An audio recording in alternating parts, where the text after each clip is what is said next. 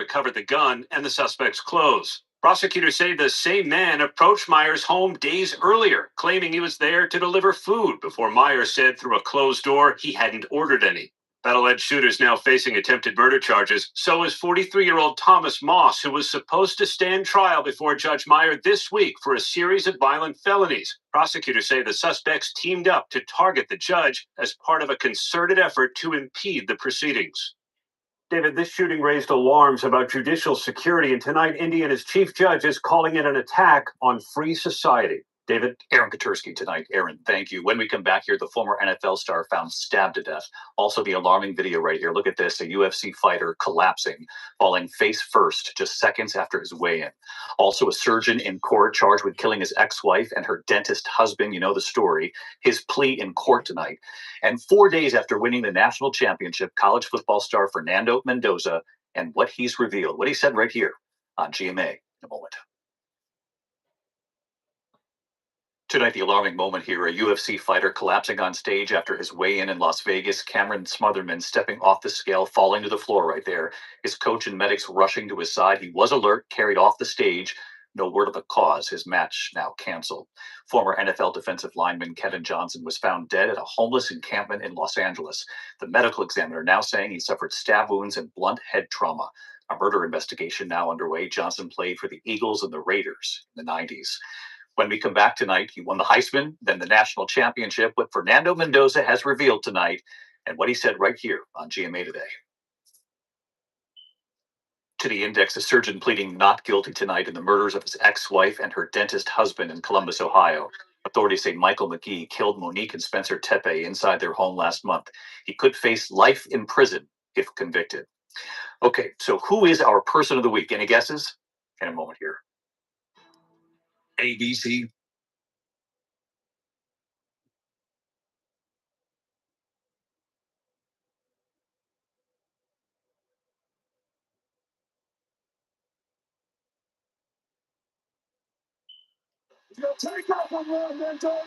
That incredible pivotal play, the touchdown late in the game.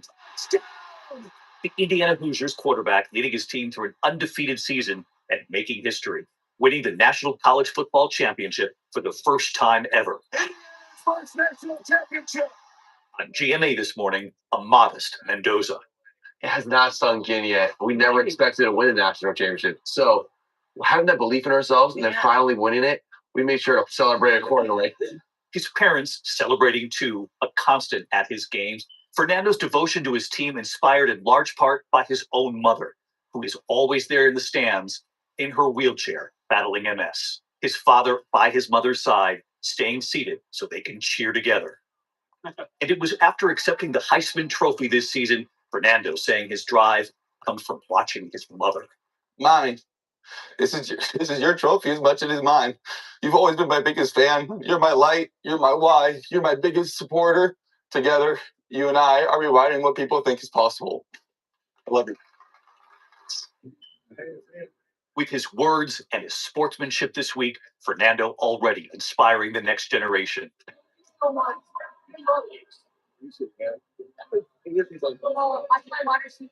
Tonight, Mendoza posting this message saying he's updating his LinkedIn. My LinkedIn status is now open to work, and I am officially declaring for the 2026 NFL Draft. Joking about it this morning, but saying he's ready. I'm declaring for the draft, and I'm open to work on LinkedIn. Yes. So I'm not sure how many NFL teams have their LinkedIn, account or profile updated, but hopefully they can search through my resume there. Or if drafted by any team, I'd be so grateful, and I could only do this with the glory of God. And it would be a dream come true. Good place to find a job. Glad he updated his LinkedIn. So we choose Fernando Mendoza, the Hoosiers, and his parents, always right there. I'll see you Monday. Good night. Steve.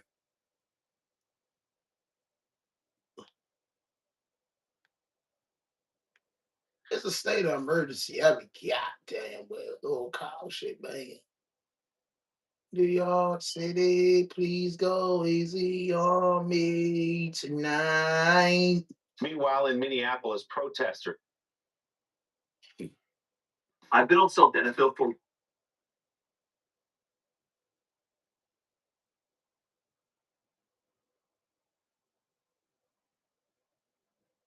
Boys to Men. Let us know.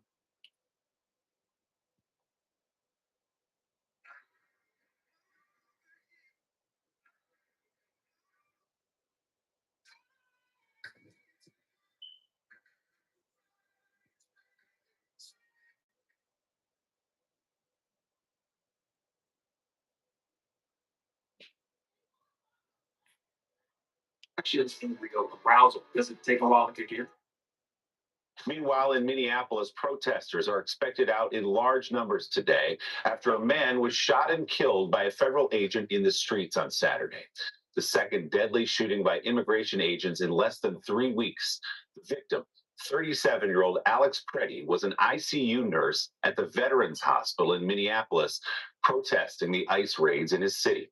This morning, local officials and Democratic lawmakers blasting the Trump administration, demanding once again an end to the operation. NBC's Camila Bernal is in Minneapolis with the latest, including a timeline of the fatal incident that appears to contradict the administration's account of the shooting. But warning that video is difficult to watch. Camila, good morning. Let's go. Hey, good morning, Willie. It is difficult to watch for. Good morning, good morning, good morning, good morning, good morning, good morning, good morning. We back in the building with another podcast vlog, and this is RDP, aka Raw Dope Podcast, and I'm your host, Ham 5000. And in my famous words, good morning, good morning, good morning, good morning. As y'all can see, the studio don't look the same. We're moving, so it's a transition right now. So the studio is just not lit. You see all my pictures, everything packed up. And that's how this joint looked at. It looked a little different. I really creative. That's why I look so crazy down here. It's stalks, no LED lights, stripped it all down, everything just in emotion. But man, I'm on everything today, bro. I'm not even gonna lie to you. I'm just gonna keep it real. I'm on everything today, bro. Nobody's safe today. Nobody's, and I got my link too. So I got my link too. So if anybody get froggy, please leave, bro. You know what I mean? Shout out to my brother in here, bro. Safi, he gonna rock out with me. We're gonna get on all topics. And hey, man, I just might send a link out, man, for people to link in with me. But I want to cover my topics first, man. It's snowing in Murderland. It's Murderland. It's Murderland. It's snowing. It is snowing really, really bad. I don't think it's gonna be bad. One of the Muslim brothers just called me. He got the truck, like, you trying to come outside? I said, nah, not yet, but I'm gonna go outside, man. I'm gonna go chase some peepees. Some peepees. We're gonna chase the paper rocks and get busy like the Bucky dance and try to go score. You know what I mean? Try to score. We trying to score. Shout out to them. So where y'all at, man? My brother, he had the I was worried about him yesterday because they told me the snow had hit in Tennessee, and it's something that I don't do, yo. So my day is canceled today. I probably record all day today, but bro, it's a shot in the morning. Ooh. Ah. So what do we got? What do we got? What do we got? What do we got? Minneapolis. We're gonna get into. I hope the snow stop ice. You know the thing. Oh boy, Safi, Safi, Safi, my brother. I might send you the link, bro, because you gotta get in here, bro. You really have to get in here because I am that shot. Just took me to Nova Scotia. Like I do not, bro. Listen, I don't know what I was thinking. I'm gonna finish it. And I'm gonna have a daytime headache. I know I'm gonna have a daytime headache with real shit. I just took a shot. Like, look at my shot. It's like really big. Like, it's really big. It's like Hennessy mixed with which I overdid it. But hey,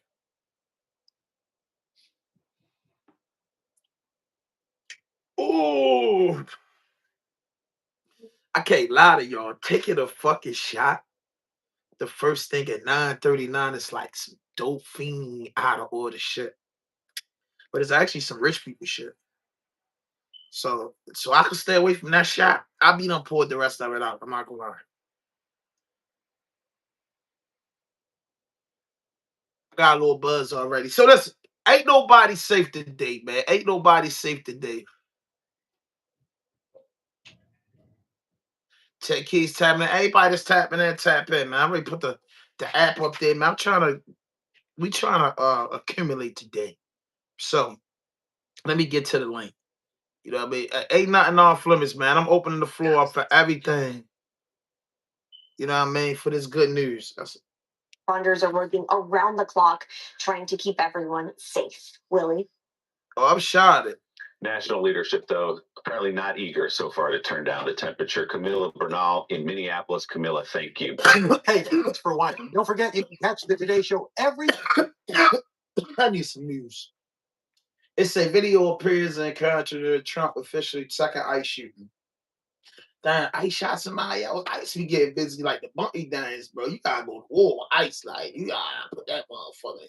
You got to get busy like the bunkie dance on them. If y'all want to know. Demonstrators out here very late into the night. There's still Stay been with this up. law Put this enforcement up. presence, and also Y'all call a headache. I can't do it. here. I tried to And yes, be snowed in and have a there are drink at 9:41 in the morning. I federal can't. officials and eyewitnesses to this This shooting is going are in the saying. trip.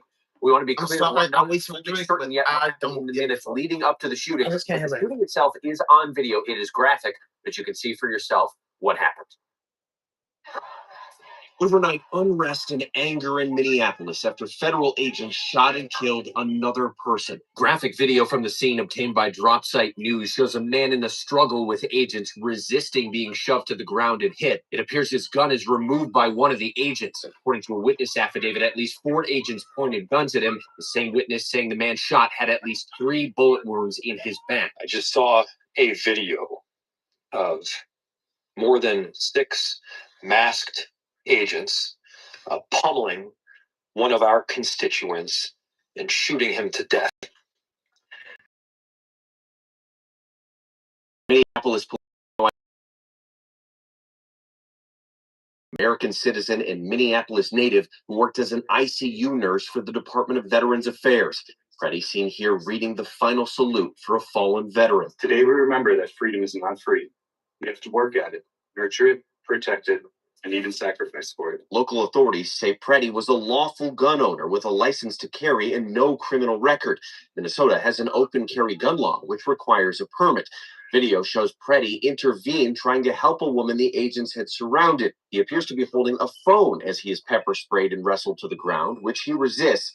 The video does not appear to show him drawing the gun at any point. Now, Governor Tim Walz says the state will not be stonewalled by the Trump administration as they investigate the shooting. Thank God we have video, because according to DHS, Yes. these 7 heroic Yes. guys took an onslaught of a battalion against them or something. It's nonsense, people. It is nonsense and it's lies. According to an affidavit, a doctor witnessed the shooting. See, that's what I got a problem with ICE. Like, ICE is going to that motherfucker cracking people and doing whatever. I got a problem with that. ICE is crazy as a motherfucker, bro. Like, ICE is super crazy. Like, bro, like one thing for sure, and 2 things for saying, you can't get in them people way. Now, one thing American people got to do, you got to let them ICE people work. You have to let them work. You have to let them work, bro. They got a job to take out, bro. They'll take you out if you playing on their job. They not playing on their tickety. They not playing on their tickety, bro. They not playing on their tickety. ICE, that's the second person they killed in Minneapolis. They killed that lady was short. Yo, the ICE agent straight cracked that lady. Bang, bang, bang, like she was beefing with her. And now the dude out of Minneapolis helping people. But one thing I'm not gonna lie, yo, the police will use brute force against you if you play with them. They will. They will use brute force against you, bro. They will literally try to hurt you. They will literally try to hurt you. They will literally try to hurt you. Hold up, bro. Somebody just sent the donation, bro. I know who that was. It had to be my brother Safi, man. I love you. Thank you, brother. It had to be you, bro. There's nobody else donate to the channel but you. Don't nobody donate to the channel but you and my girl. Well, y'all love it. It's difficult to square. I'm gonna take another shot with y'all. Impression. Every time I get a Everybody donation, on this I'm gonna block take a had shot. with this notion that he was somehow some sort of suicide mission. Ed about to double up. Ed about to be on Instagram. His father telling the Associated Press his beloved son cared about people deeply and was very upset with what was happening in Minneapolis, adding he had discussed the protest with his son recently. We had this discussion with him 2 weeks ago or so. That go ahead and protest, but do not engage. And he said he knows that. He knew that. And as Governor Walz is vowing to press forward with this investigation, we know a judge has given a temporary order barring the Trump administration from destroying any evidence linked to this shooting here. Janae? All right, Trevor, thank you so much for your reporting. Hey, I'm gonna tell y'all something that's real. When President Trump get out the office, them ICE agents gonna face a lot of scrutiny, bro. They gonna face a lot of scrutiny, bro. Cause just going around killing people, going around doing that shit to people. I would hate to be a Latino, bro. Shout out to all my Latino friends. I love y'all unconditionally. You know what I mean? I love y'all. You know what I mean? The Latino community is a beautiful community, bro. I'm not gonna lie to you. And I'm not even talking, I mean all of them. They cool. You got some racist motherfuckers in the community. You know, you got some racist motherfuckers in the Latino community. You know what I'm saying? I really just experienced racism from a Latino just recently. A friend of mine from New York, the way that he carries it, the way that he's carrying it, I know that like he'll look out for like his Spanish niggas more than he got good black friends, but I see the difference, and I almost called that coon racist, but I'm not a phone gangster because I was like, yo, you know, we doing a little business, and when we do the business, the number always go up. I say, yo, you wouldn't. I'm thinking to myself, you wouldn't do that to them Spanish boys. How the fuck we come in and do business and the numbers go up? Numbers go down. You know what I mean? And we had a fallout because I like, yo, you keep calling me with this bullshit, bro. I'm not your tax person. You feel me? I'm not to be taxed, bro. And then that shit, I beat your bitch ass up anyway. You feel me? And it hurt me to my heart because I don't like to mess up a long-term relationship. But bro was just tripping. Bro was tripping, bro. Why? Why? That's the name of the business. Look it up. It's Raw Dope Podcast LLC. Why? Why take LLC off the name? Why? Why? It's a business. Why? Just tell me that. Why did you in the comment box say that? Just tell me why. I'm a knowledgeable person. As long as you don't play with me and just tell me what you mean. Yeah, get the likes up, man. Like this video when you come in there. So anyway, he kind of like shows some type of racism. And I feel that, bro. I feel like because I'll tell you this. Black people are the most non-racist people in the world, bro. I'm just keeping it real with you, bro. And anybody tell me I'm lying. Tell me I'm fucking lying, nigga. You can't tell me I'm lying. We not, bro. That's not our character, bro. And everybody think that in the time and day that they could play with us. I'm just being honest with y'all. Everybody think it's a time of day that they can play with y'all. Gotta excuse me, bro, because I'm just in the midst of moving, y'all. So my shit's gonna look good. My shit gonna look bad. The lights is dimming on me. I don't have nothing set up right. But anyway, I'm in here. My man Safi said, man, I gotta work, bro. My support team said they gotta work. They say fast, so you the hope, bro. That's what my man's in them tell me. You the hope, bro. So keep us real niggas too. But I feel that. And that's what one of the topics I want to talk about, because this is open topics. Why do every culture think they could play with black people, yo? Why? Why? Yo, every culture, I love people, bro. I'm Muslim by faith. I believe service to humanity is the best work of life. I believe humanity is one of Allah's soprano idol's greatest creation. But why are people so ugly? That's what I'm saying. Why are people so ugly and ignorant, bro? And ignorant, bro. Hey, listen, bro. Nobody on planet Earth, nobody, quote me on this, nobody on planet Earth would be normal without the culture, without the people of Africa blood, whether we in Spain, because see what people don't understand is they all say, oh, all black people from Africa. No, it's black people in Spain, bro.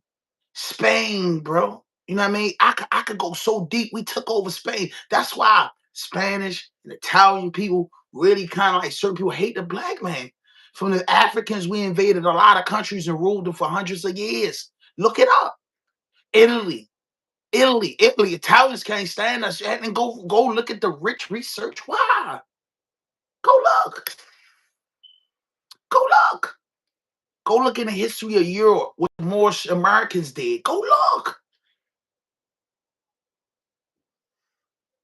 They have no right to hate us.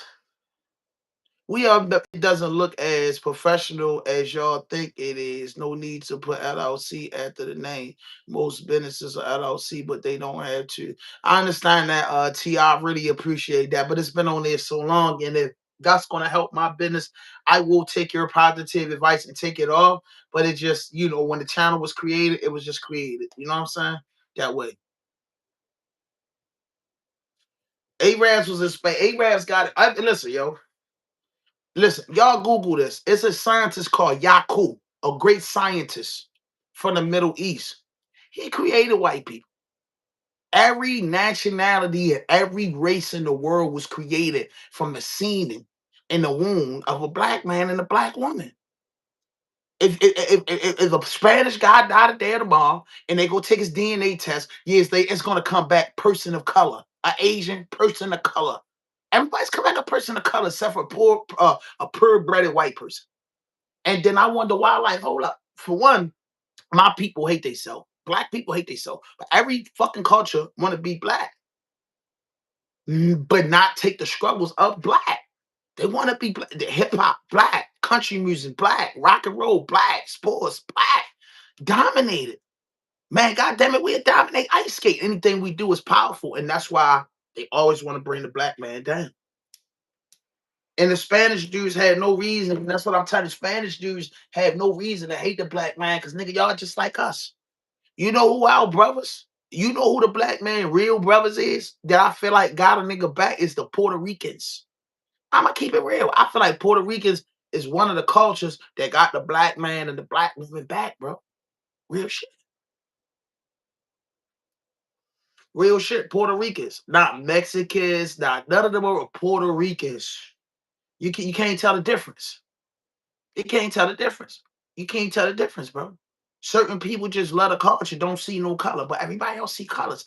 Arab dude's cool, but when you go to the Magic or Muslim, Arab dude won't even put their feet right, not to let the shaitan in the ranks because they got some issue. Like people have issues. How you have an issue with the culture? How you want to be like us, dress like us, sound like us, act like us? I could understand, yo, if you are a hillbilly, right? Just I'm using hillbillies for example. If you're a hillbilly and you live in fucking West Virginia, and you like that, I live at home in the trailer. Mom coming home to you. Bro, it can be 500 white people living in that trailer and one black family are moving here. And we had them motherfuckers talking about you can hate me now, but I won't stop now. And then they could play all their country music. Black nigga gonna get in that bitch with some swag. Nobody else can do that. Nobody else can do that. No other culture can do that. Walk in any party and have swag. Go to a community and have swag. And then people hate us. They hate us. I've never seen so much hatred towards the disadvantaged minority here on the shores of North America. Look what they do. I'm ready to get busy. Javante Davis. Javante Davis from Baltimore. On top of that, West Baltimore. On top of that, 1-5 with my gun high. That's it. That's me. That's where I'm from. 215, 216, 217. That's where I'm from. That's a zip code. If you know, you know. If you know, you know. That's my zip code. 21215, 21217, 21216. I'm from over there. Standing shooting niggas don't go over there. West side. We from over there. That's where I'm from Northwest Baltimore. And Javante Davis is from Northwest Baltimore, West Baltimore, right? If Tank, before everybody that hates Tank, everybody that hates Tank right now, right? If Tank beats up a woman and loses his cool, that woman's going to get met with brute force and be sent to the hospital. I don't believe it. I don't believe Tank beat his girlfriend up. I believe that Tank got into it like every man get into it with his woman. I don't believe Tank is no massive woman domestic violence nigga. Fuck no. I don't believe that. Niggas get into it with their girls and you got all these motherfucking fake ass brothers and fake ass mothers and shit acting like, man, bitch, your motherfucking uncle smacked the shit out you. I was just telling my brother Mikey that people from the ghetto, we forget where we come from. Right? We forget where we come from. Man, I seen Auntie and Aunt get into it. I seen it. I seen domestic violence that was wrong, and I seen domestic violence that was justifiable. You hear me? And every domestic violence case, I'm from Baltimore. I'm from that place where the bitch ass nigga Say Cheese say we not gonna make it, we a lost cause. Yeah, tap and chase Say Cheese. Say Cheese, Sean Cotton, a bitch. Say Cheese, Sean Cotton, a bitch. Always commenting on the city, bro. She said we lost. She called us Philadelphia little brothers. Shout out to Philly. If anybody know anything about Baltimore, them DC and Philly niggas, they all first cousins. One to the north, one to the south. DC, them DC niggas got love for the motherfuckers. Y'all just don't know. The motherfucking Philadelphia niggas. I got love for the motherfuckers. They just don't know. So it ain't never about Philly versus Baltimore, no shit like that. Shit, Meatball and them came down here for Baltimore versus Philly. Not one shooting, not one fight, nothing but bottle popping and excitement. They love us on. We love them. We love Philly. You know what I mean? We love Philly. And in Philadelphia, tell you, bitch ass nigga Sean Cobb, Baltimore ain't our little brothers. Baltimore our motherfucking Dougs. The fuck is y'all talking about? They love us, nigga. Our artists go down there and meet down this bitch all the time. Fuck is you talking about? Gil Wallow come at this bitch all the time, bro. Like niggas know what's up with Baltimore, bro. It ain't no we lost. Philly just like us because they look like Philly. Philly, matter of fact, I'm gonna call Philadelphia our twins. Because they got them row houses like us. They struggle like us. They come for the back blocks like us. Philadelphia is a place that got the back block like us. You don't know nothing about that with 10 houses stacked up on top of each other. Little ass blocks, little ass alley. So me, I'm never hating on Philly. And like you say, Philly got Uzi, Philly got Meek, Philly got Wallow, Gil, Philly got Siegel, Philly got Oskino, Philly got Petey Crack, Philly got legendary hip hop shit. We got legendary shit people in Baltimore too. Because when a nigga was saying, I'm like, oh, shorty, Billie Holiday come from Baltimore. Shut the fuck up. We don't even gotta talk about nothing else. Billie Holiday. Birthday the same day as mine, April the 7th. Billie Holiday from Baltimore, my nigga. Don't even talk to me. Cisco from Baltimore, my nigga. Not none of them, not none of these R&B niggas. You love Chris Brown, you looking at Cisco Jr. And Chris Brown from VA. Shout out to the DMV. Chris Brown is nothing but Cisco Jr. Fuck is you talking about? We lost. Nigga, Drew Hill was the biggest boy band ever. Nobody couldn't fuck with Cisco's solo career. Nobody. Nobody. That boy went diamond. You're like, fuck is you talking about, man? The rich history of Baltimore. You better know Kevin Lyles come out of Baltimore. Fuck is you talking about, nigga? Nicki Minaj artists, Take Coco Bangs come out of Baltimore. There's a lot of people come out of Baltimore. We shouldn't have that big boom. We just didn't have that big boom in Baltimore yet. But people come out of Baltimore. Baltimore legendary. It's hard out here. And no reason why it's hard. Look at Tank. Tank had to fight against Jay Paul. They pulled domestic violence on it. Tank had this other fight coming up against the rematch against the boy that beat Roach up. Look what they do to Baltimore, dude. We don't go for anything, bro. We don't go for anything like them Newark, New Jersey dudes. I know a lot of cities ain't had a break. Newark ain't had a break yet either. Why? Because Newark like Baltimore. I ain't gonna say they like Baltimore. I'm just gonna say Newark can relate to Baltimore because people stand on their own too. You hear me? You hear me? It's a lot of time in motherfuckers from Houston. A lot of time in motherfuckers from Atlanta. A lot of time in motherfuckers from LA. A lot of time in motherfuckers from New York. A lot of time. You know why we know it's a lot of time motherfuckers? They're the motherfuckers because we know what they deals and what type of deals they got at first. So when you pick your tongue out your teeth to speak about a city, man, you don't know the rich history of our city. Yes, it's been hard on the music tip. It's been hard. It's been hard, bro. It's been hard. It's been hard for Baltimore, but I damn if I sit up here and let somebody, I keep asking Say Cheese. Aunt Glizzy got on Say Cheese. Shout out to Aunt Glizzy. And he said, yo, he telling about tech. YG Tech. Look it up. YG Tech. Bro, it's a bunch of dudes out here that's nice as shit, but he's like our Allen Iverson. YG Tech is like the Allen Iverson of Baltimore. You know what I'm saying? And you know, Allen Iverson was a wonderful basketball player. We all love AI. It's got some AI sneakers back there. Love AI. But guess what? We know AI was governed by its own rules. That's Baltimore.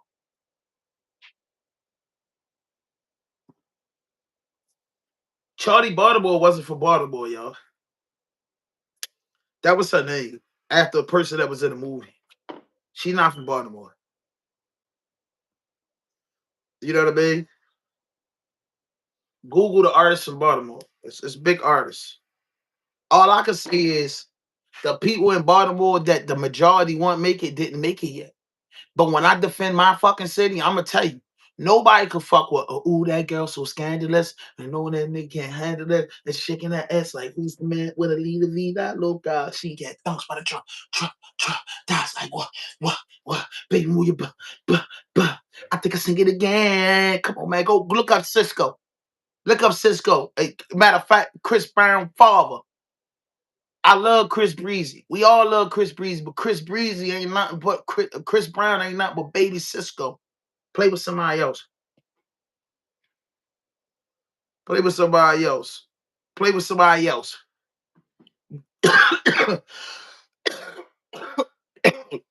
Chris Brown is nothing but Cisco. Look up Cisco. Come on, man. Look up Cisco. I was just texting somebody up.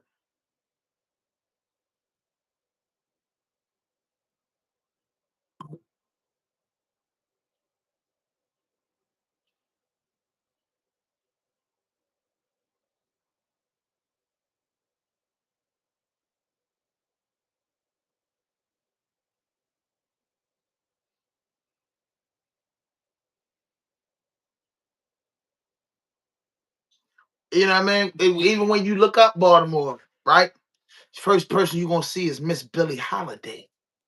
Miss Billie Holiday. What we talking about? After Billy came Cisco. What we talking about? What we talking about?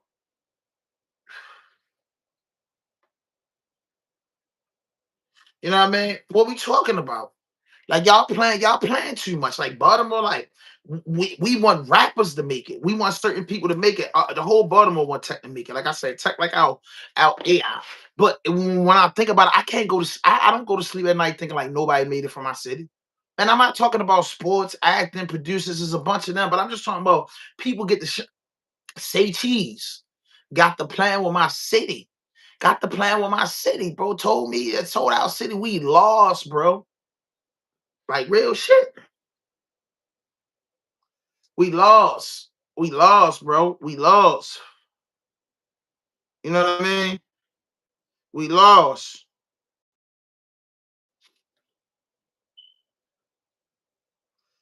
We lost, bro. We lost. I'm ready to go live with IG too.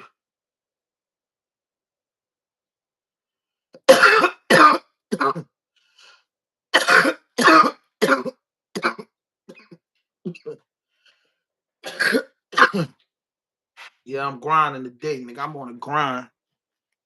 That's because I ain't been. Yo, this one of the I had this candle for so long, bro. This shit smells so extremely good. I want to light it. I want to light it. I want to light it. I want to light this. Yeah, tag that bitch say cheese, y'all. If y'all fuck with me, tag that bitch say cheese.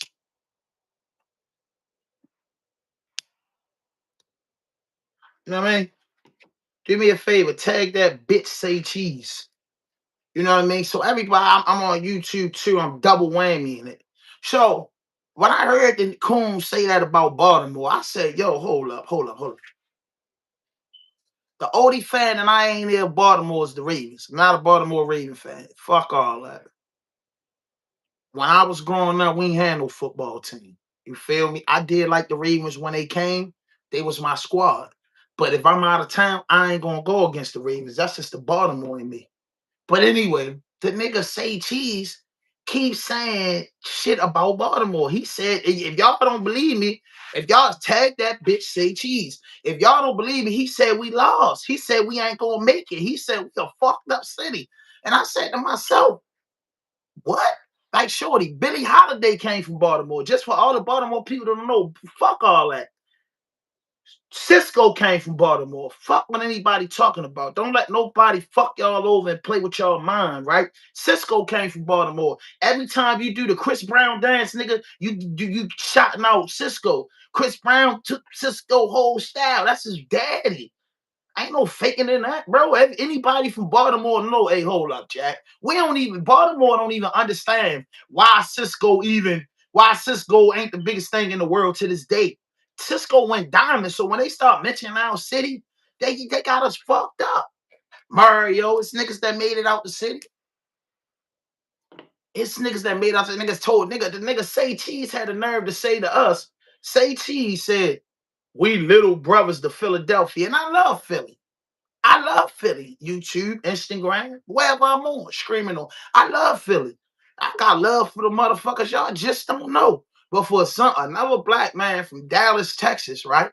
Somewhere with a little industry buzz want to say that we ain't gonna make it. How y'all feel about that? Tag that man. Don't comment, tag him. Tag out. And I've been tagging on his page. Hey, bro, holla at me. Holla at me, bro. You speaking about a tag? Holla at me.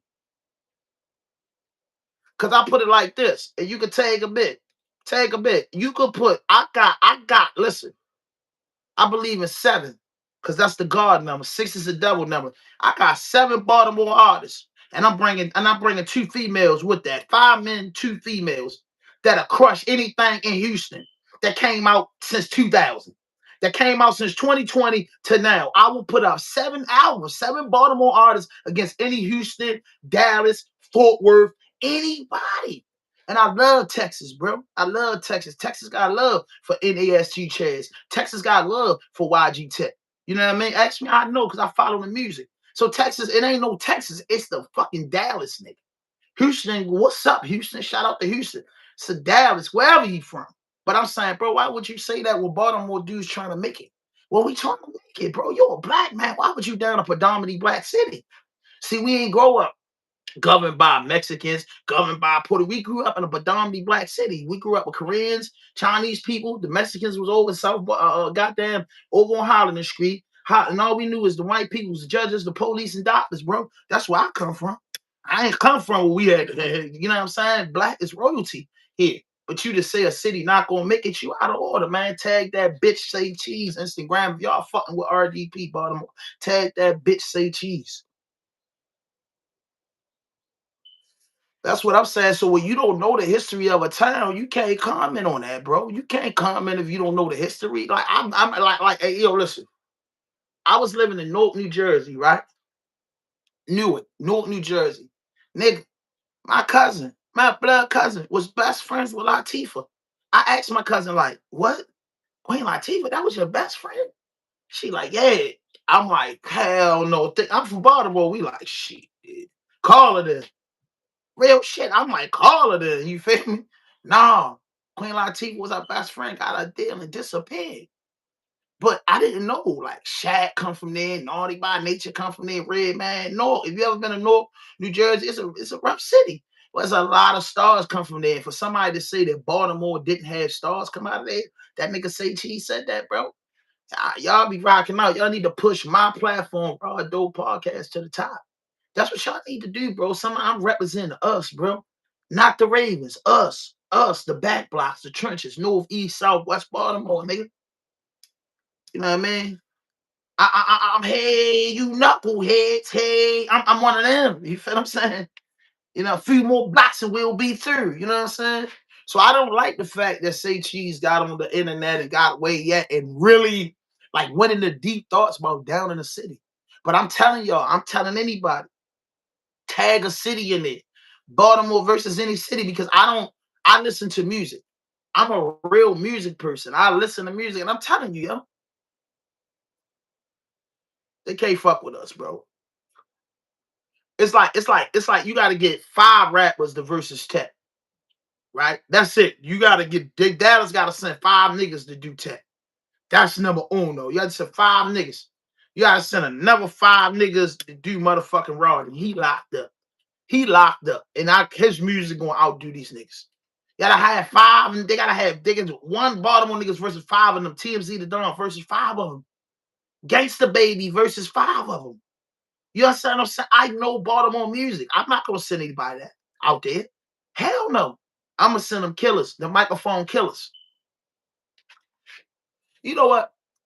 I'm changing my name. The Fat Custom Model. I'm cuss. Because I'm telling you, I want to battle any city, bro. You know, I gotta hit a couple of my rich homeboys, bro. Listen, bro. Let's get a $250,000 budget, 250,000, and let me go to the internet and tell everybody, listen, I'm gonna bring 7 Baltimore artists. Let's do a versus. My 7 Baltimore artists only gonna do 35 songs, and you bring your artists, and they do 35 songs, and we put it in a neutral playground. You ain't gotta come to Baltimore to DMV. We ain't gotta go to Texas. They can put it in a mutual playground with mutual ears. and do the sound bar. And we ain't talking about, oh, go get whoever. I ain't gonna lie. Yellow Beezy shit was never harder than Scholar shit. I just compared raps. Y'all can go in and fake, bro. I got love for these niggas, and I'm naming niggas I'm fans of, bro. Like real shit. Right now, nigga, I cash app $20, right? I cash app $20. Anybody on the internet, if you tell me 5 rappers, right, that just came out in the last 6 years, music better than text. Name a hit that came out better than Trippin'. Name it. Name a hit from your favorite rapper that's better than that Models by TMZ, Don and G. Name them. Name them. The industry don't want to have that conversation with a person like me. I'm not going in the office with a bunch of non-music listening motherfuckers. That's not what I'm going to do. When I come and do my thing, I'm not going in the office with a bunch of people that don't listen to music. I hate that, bro. If you don't listen to music, bro, don't talk to me, bro. And if you're a biased music listen to, Little Yachty album, one of my favorite albums, nigga, I listen to Juice WRLD. Me, I listen to Juice WRLD, and I listen to R&B and Rakim. I listen to SK, The God. I might pop in Conway the Machine. Then I might be on my shit, man. I want to listen to Buka 600. I might be on my shit then. I want to listen to Nook today. I might be on my shit. I want to listen to GGL Slick today. I want to listen to Gangsta Baby. I want to listen to T-Savage today. I want to listen to Bella shit. That's the type of person I am. Man, anybody been on my playlist? My playlist weird as shit. You feel what I'm saying? But it's all hip hop because I love hip hop. You understand what I'm saying? I love hip hop music. I love hip hop music. I love hip hop. I don't love outside of my Lord. It's nothing in the world that I love more than music. I can't, if they say they take everything, shit, leave me on the island and give me some music. Give me some music, bro. I'll hunt for everything else. Just give me my music, bro. Just give me my music. Give me my music. So that's how I feel about Baltimore and Say Cheese. Because like I said, it's open topic on YouTube. That's what I'm doing. But that's how I feel, yo. I feel like, yo, you should have commented on the city you ain't. No, it's just hard, bro, right now. Yo, I don't think we never not gonna blow up. It might be the hardest artist that blow up first. It might be the phoniest artist that blow up first. But we just know somebody's gonna blow up.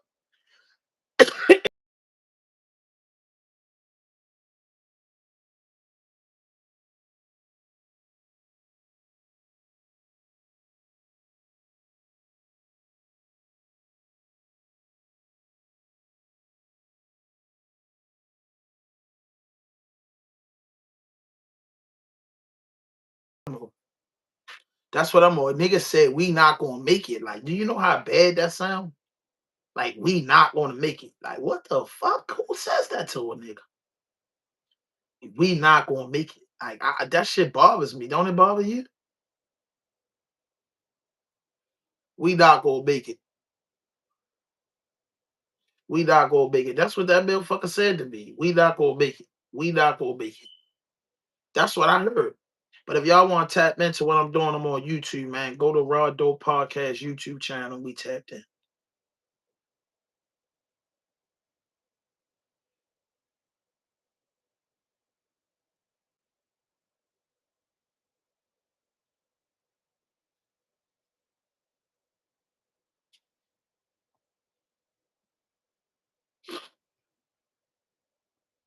Shout out to my bad Fruit Bag. So yeah, Baltimore about to get all that snow covered half an inch of ice.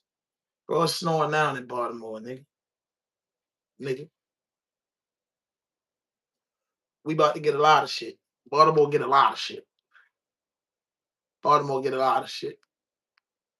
So who we on now? Oh man. They caught that boy. You know what I mean? They caught that white boy, that speed skater nigga. That speed skater nigga that was selling all the cocaine in the world. Olympic gold medals or Olympian turns drug kingpin and was on the run for a year. They got they got fuck that, bro. Cause they always posting my people. And that's one thing about Raw Dope Podcast. That's one thing about my platform. I post news about every goddamn body. I ain't just down the culture. Let's hear this. man. But I'll give you a highlight reel here verbally, and we'll get into a more in-depth story. So first of all, think of him. So he's from Canada, from Thunder Bay.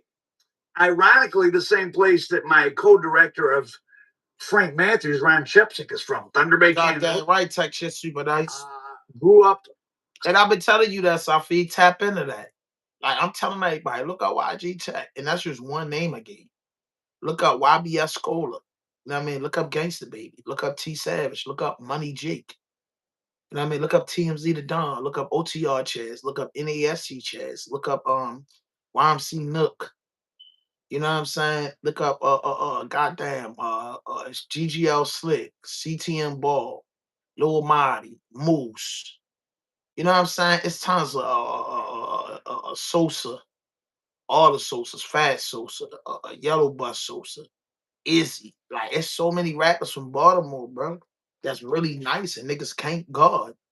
You know what I'm saying? Why these industry dudes don't do more features with dudes from Baltimore? I don't know. But they crazy, bro. They crazy. They go after really hard, and that's what Ryan Wedding did. And he turned himself in. Now, word on the narco internet streets, I mean, is that he must have had a deal. He's probably been working this for a while with the U.S. government. He did not turn himself in to end up like El Chapo or El Mayo is going to be sitting in Florence ADX. Remember that Wedding was most closely associated with Los Maitos, who just... Because, Safi, I'm going to tell you this. That's my brother. I know you fuck with Tech because you know why? I'm going to tell you why I know you fuck with Tech. Because we friends and you're from another state. I came to your state. Now, let me take y'all on a story mode. I tell this story plenty of times, but I got shot up back in 2004, and it was like a detour from Iraq. You know what I'm saying? It really was. It was like a detour from Iraq. And that detour, it led me into, Newark. And Newark was like going to another third world country. And it was home for me because I'm from the ghetto.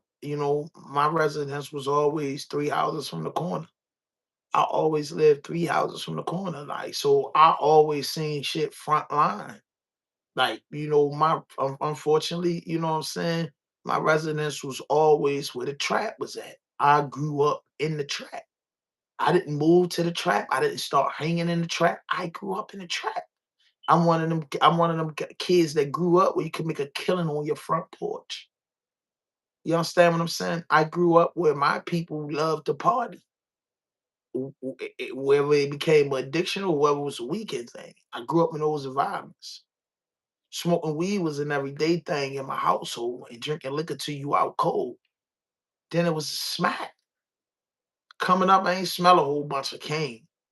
My uncles, they got down with that needle.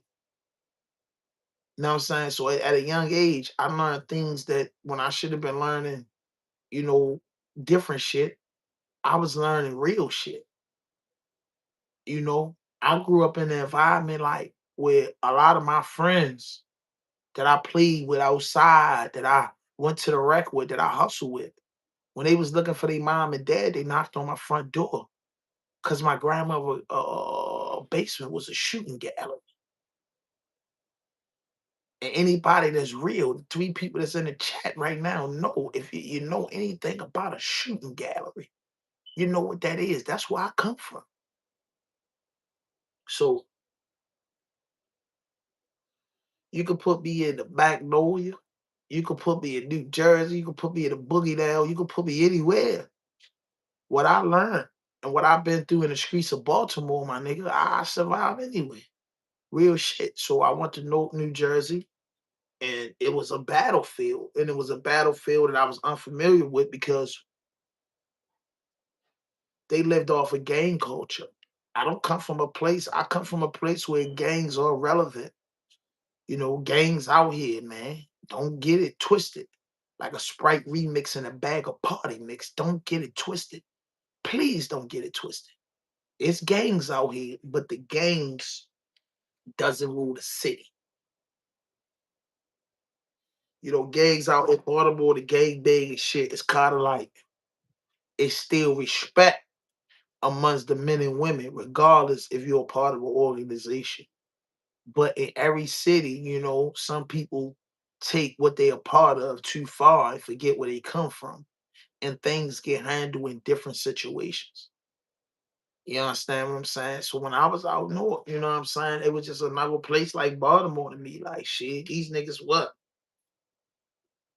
You know, every day the nigga die. You know what I mean? Where I come from, I'm shot up and lost my man. Out here trying to heal in the trenches. You know what I mean? That's just it is what it is. You know what I'm saying? It wasn't no fear. Like just because these niggas from right here don't mean nothing. You know what I'm saying? Like shit, my people here, they been here 40 years. I'ma adapt to my environment, play my cards right, and be myself. And that's all I know. And that's like 80% of the city. We got some fake niggas, some fake bras out here. Believe that. We got some rats, got some snakes, got some roaches, we got some pigs. Don't get it twisted. We got all that go on. But it's a statute, a limitation. It's a flex zone for that shit. It's not a viral moment. That ain't what's happening. You get what I'm saying? Like that just ain't the place with them cameras. You gonna play too much. You can't do what you know a lot of dudes on the internet you seen do. But what happened, what you see on the internet about dudes telling it, being disloyal, it definitely goes on in my city. Don't ever get it fucked up. It goes on everywhere, but it ain't viral. And what I mean by that, those individuals that engage in those disloyal manners and actions are not going to make that viral and become peace speakers. Because at the end of the day, they know they from a dangerous place, a ruthless ass environment. And when you do that, you gotta move to the south, move to the north, move to the west, move to Alaska, or move to another part of the city where nobody never see you again from the area that you committed your felony in. You understand what I'm saying? If you choose to work, you work. If you don't, you don't. You know what I mean? But I ain't one of them. I'm not one of those people. It'd be like, oh, this shit, we don't have no Woodies. We don't have no Gangster Williams. We don't have this person. Nah, it's people out like that.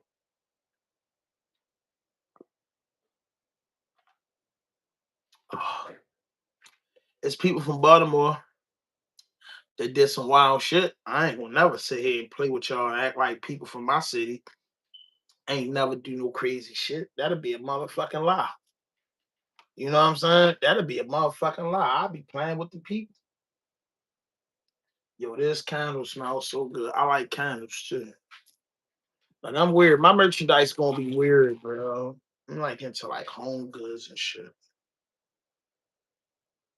Hit that notification button, hit that subscribe button, drop a like, please leave a comment. You know what I mean? Come on, man. Drop $10 in that cash app for me, man. We trying to raise some money. The day we snowed in Baltimore, man. You know what I mean?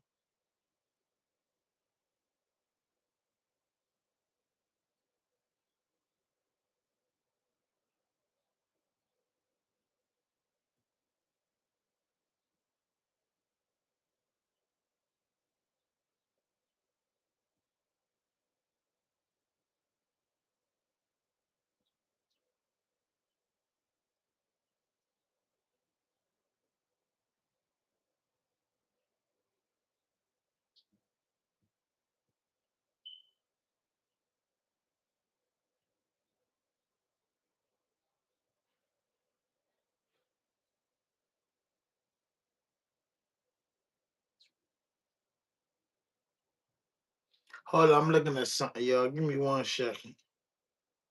I got work. You know what I'm saying? I'm in the process of moving. That's why the studio don't look lit, but the next location will. I promise you.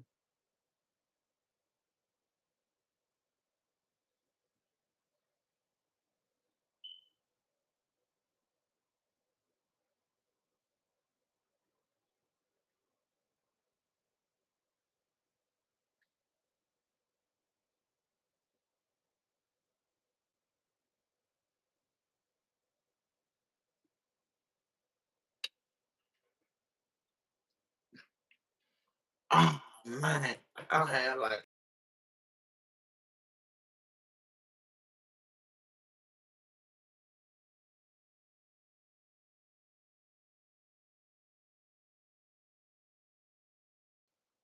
for sure. Shout out to the Muslim brothers out there, man. My guys.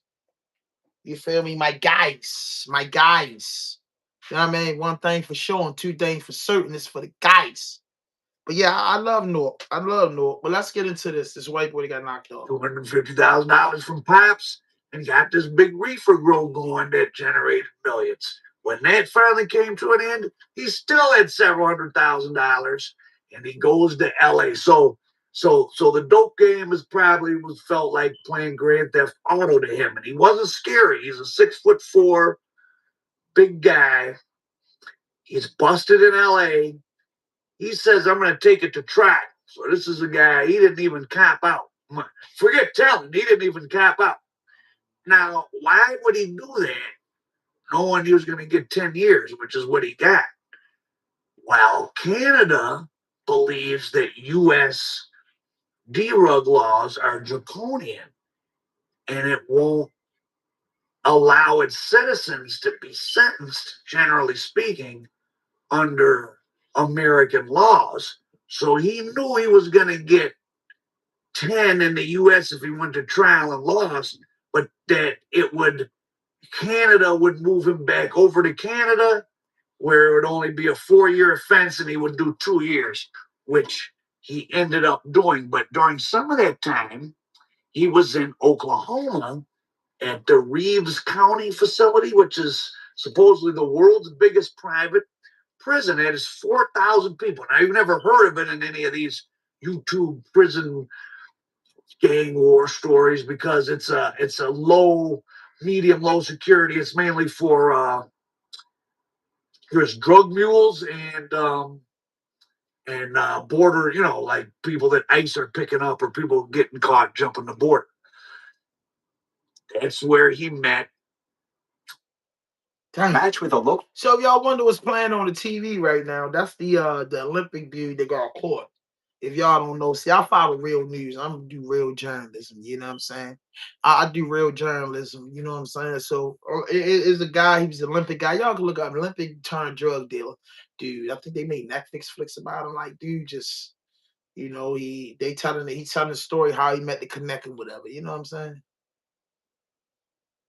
Oh man, damn. Let me get back into this.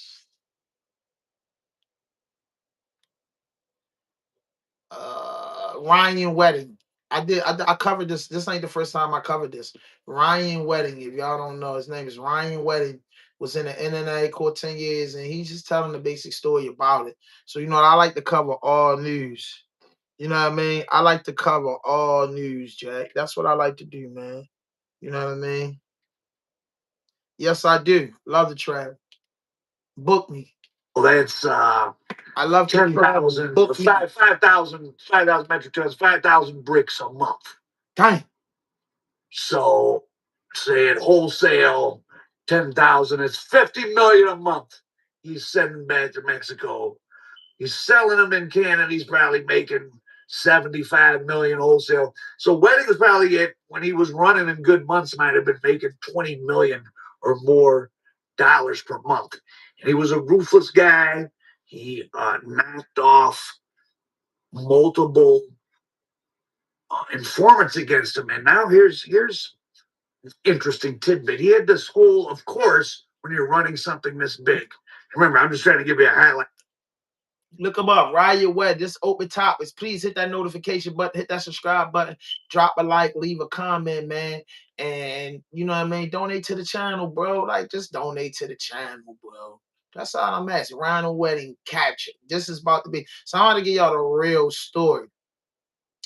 I'm going to give y'all a breaking story. This is breaking news. We can get in a long crime. We can get into so much, but here is the first thing I want y'all to. Story here, fascinating story. The FBI has captured a suspect on its top 10 most wanted list. What is on FBI top 10? United States or Mexico.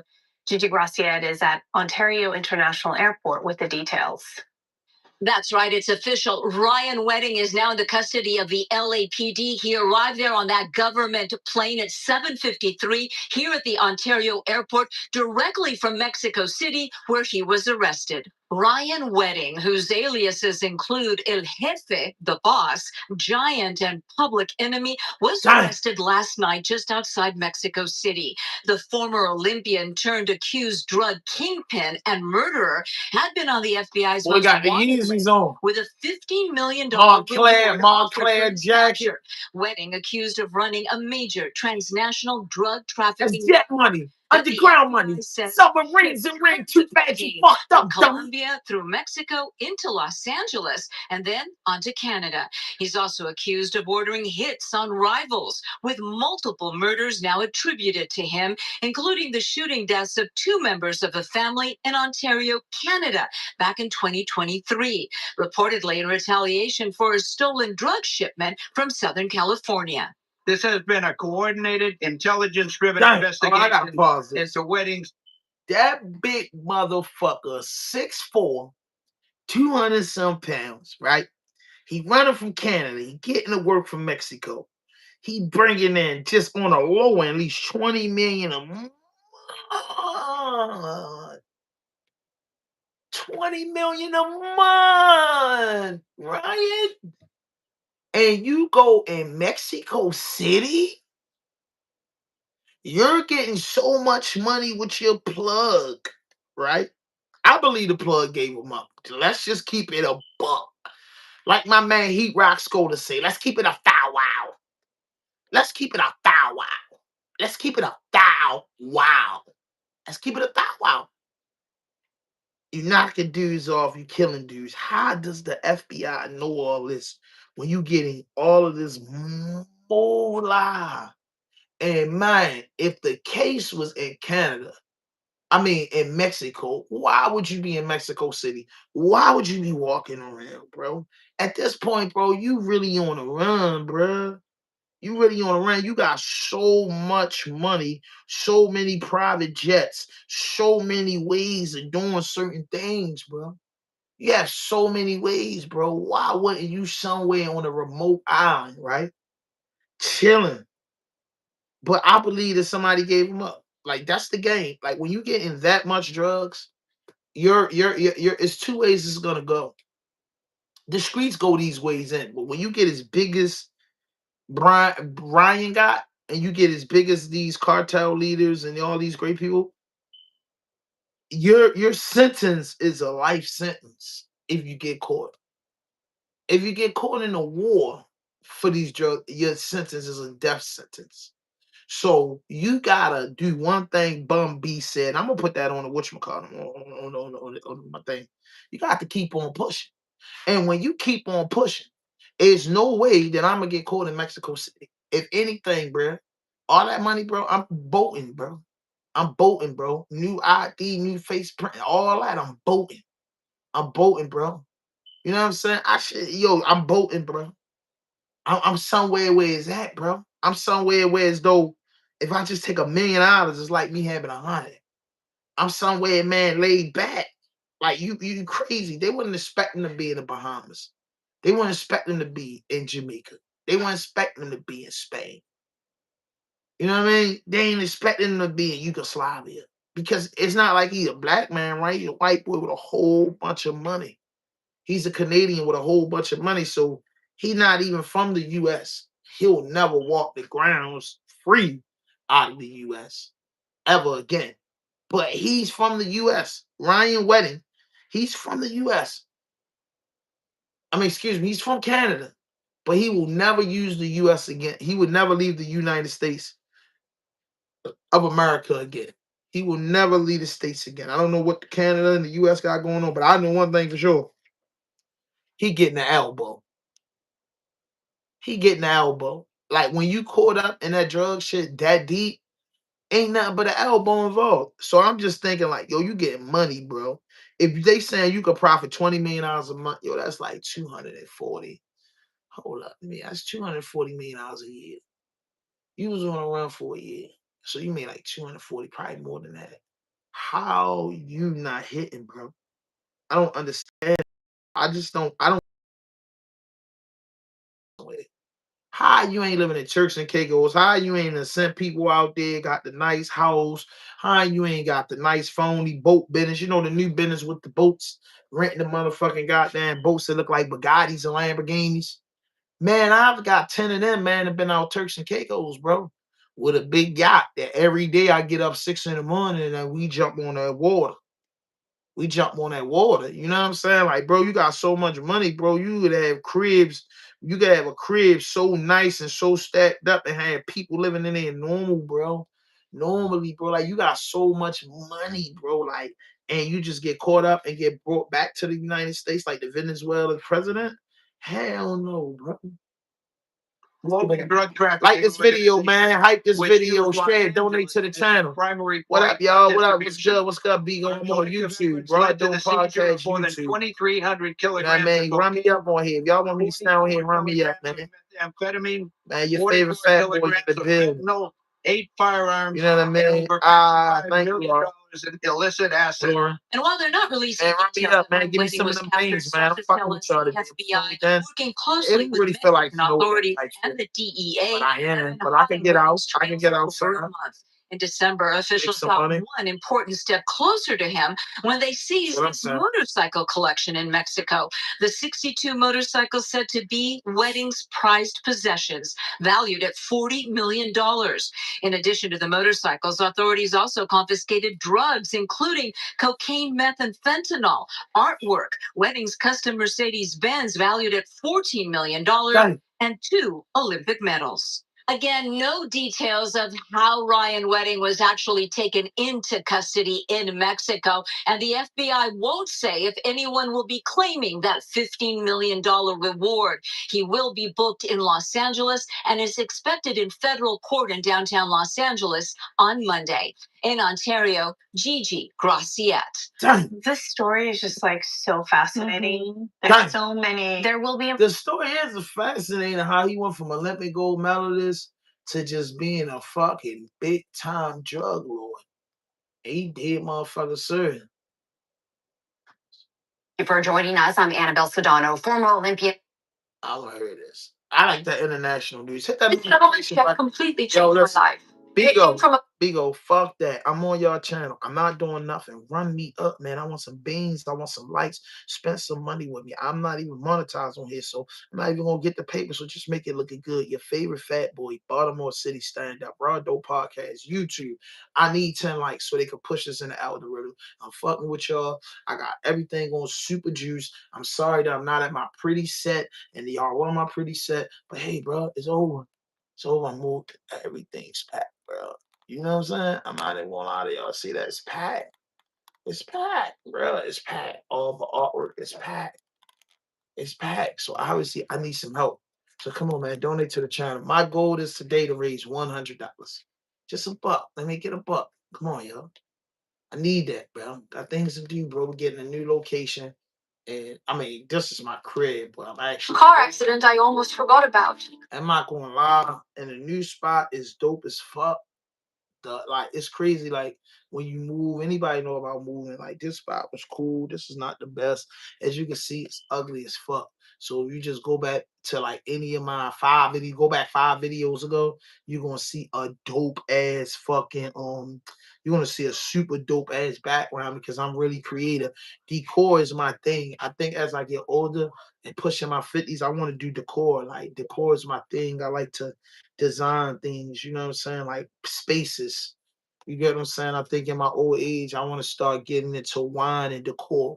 You get what I'm saying? That's just like something that I like. Like I want to be like one of those people that you just fly out and just be like, yo, bro, this is my like I'm into like man caves and like spaces. Like, bro, I'm into like yards. You know what I'm saying? Like I'm not the actual person to actually get out there. I'm the actual person to get out there and oversee and make sure things are in place. And I may do if you hire me to do your decor, if you hire me to do your decor, I may do, to be crazy honest with you, the cost will come with the laborers that will put everything, but me, I could like buy everything and like I don't know, bro. But if you need that decor done in your space, fly me out. I'm setting shit up, making shit look hard as fuck. Like I got a vision. All I gotta do is meet you and hang around you. Like that's gonna be my concept when I start doing the decor business. I have to, this is just personally. We gotta kick it for 48 hours. So when I book a person for consultation, let's just say you call me up, yo, hand 5,000, I want that Floyd Decor. You know what I mean? Because that's when I call it. My name it after my first name, Floyd Decor Service. So and when I do it, like you call me up and you say, I just brought this house. Like you have to own your space. That's one thing because once we set up, it's gonna be hard to take down. So you say, I own this spot. I got a man cave, and my budget for my man cave is 20,000. And so and within that 20,000 out of budget, we gotta kick it with you. We gotta kick it with you for like 48 hours, like you know what I'm saying, just 2 days, just to get to know you, and we show you a few things that you like. And once you show us a few things that you like, then we go from there. You know what I mean? And so to me, decor is just like somebody that design. When you design and you just like, putting shit together, you gotta know the person that you designing it for. You gotta talk to them. You gotta vibe with them. If they hippie type, you gotta know the type of people that you're doing business with. So if I'm doing business, I have to know the person because while that person's talking, and I go around, I want to check out your space, wherever you at, and I look and I say, okay, this is what I'm gonna do. And I just like happy customers.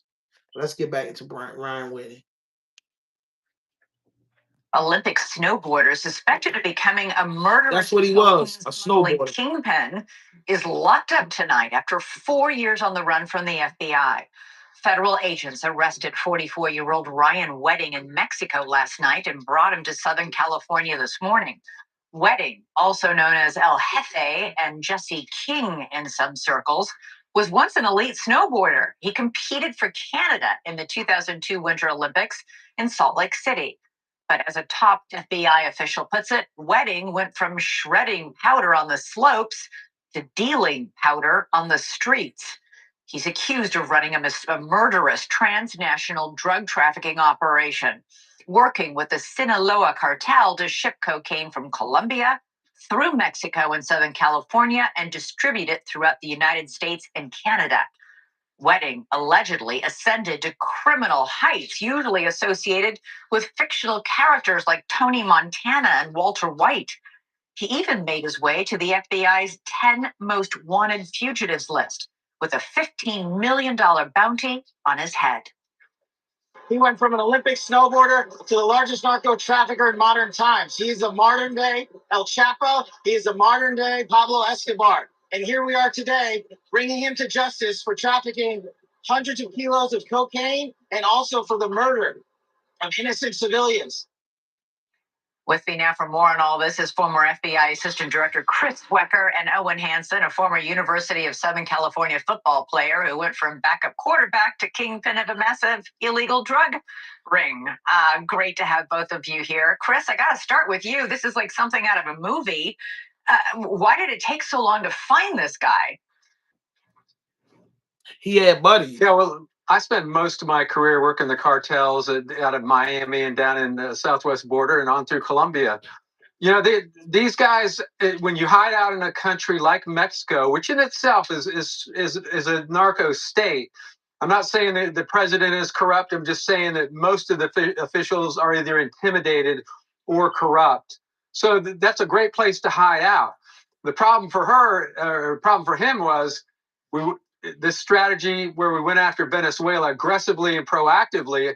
I think that spooked the government, and President Sheinbaum down in Mexico decided maybe they're next. So they forced him basically to give himself up. This is the second Mexican fugitive top tenor we caught in Mexico in the last week. Mexico forced him to give up. To give up.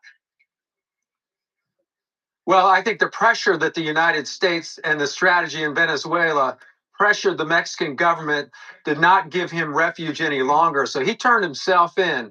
I think he realized it was going to end badly for him if he stayed on the run or he tried to fight it out. I mean, the die was cast. Yeah.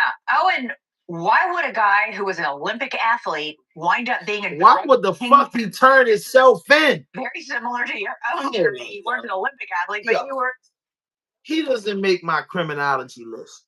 You feel me? Because I'm about to start doing. I don't want to tell y'all every fucking thing, but I'm about to really just start doing some whole total shit with this shit. So with my criminology understanding, and that's just why I tell you, when you make it so big in the drug world, it's like you. Listen, I don't want to say the wrong thing, and my thing is going to be with this: if you know, you know. But when you make it that big, you heard I said that the president or whatever. What did it's like?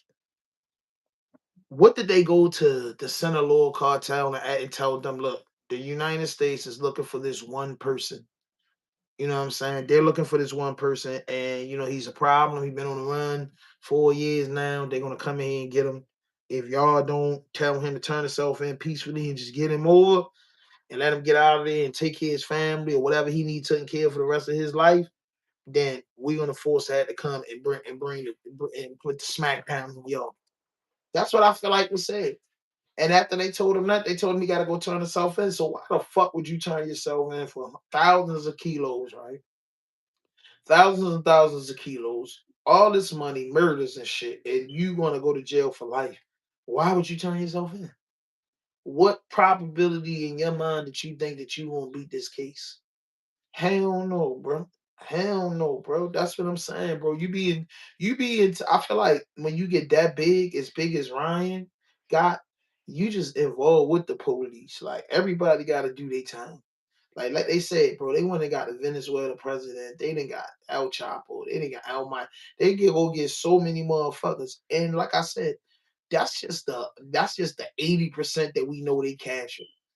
It's still 20% of the most elite. It's still people on the FBI 10 most wanted list that's probably never going to get caught. You know what I mean? It's people that the FBI wants so bad that they not even mentioning. Because I believe that. Because there's so much backdoor and so much shit going on, bruh, that at the end of the fucking day, it's all corrupt. You cannot get to elite level. So the lowest level of hustling, bruh, is the corner boys. But just remember this, and don't let nobody ever lie to you that was acting like they was in the streets or portraying to be in the streets. Corner boys could rake up 200,000-300,000, if not 1,000,000, just going hand in hand. You can. You know what I mean? Not a lot did it, but a lot did it. You know what I'm saying? So if you saying just on a low end that you can make 200,000-300,000 and you from the ghetto, that's life changing money, right? To and you know the consequences that come with this life changing money. You could get locked up, you could get arrested, you know anything come with this life changing money. But the little bit of money that you got, you can fight a case. If they come and hit everybody, 15, 16 dudes for indictment, and it wasn't, no murders on it, some drugs, some guns, some money, you can see the light of day again. So, that's the circle of it. But that's it. That's just getting that money. That's how much money, used to be or still is in drugs. So the people that will never, ever, the people that federal agents don't care about, or some new agents decide to investigate a case, these cases, they carry for certain individuals 0 to 20 years, right? And that's just a drug deal, a hustler making. Some never make 1,000,000, but that's just a hustler making every bit of 10,000 to $1,000,000. When you think of Ryan Wedding, when you get to start making millions of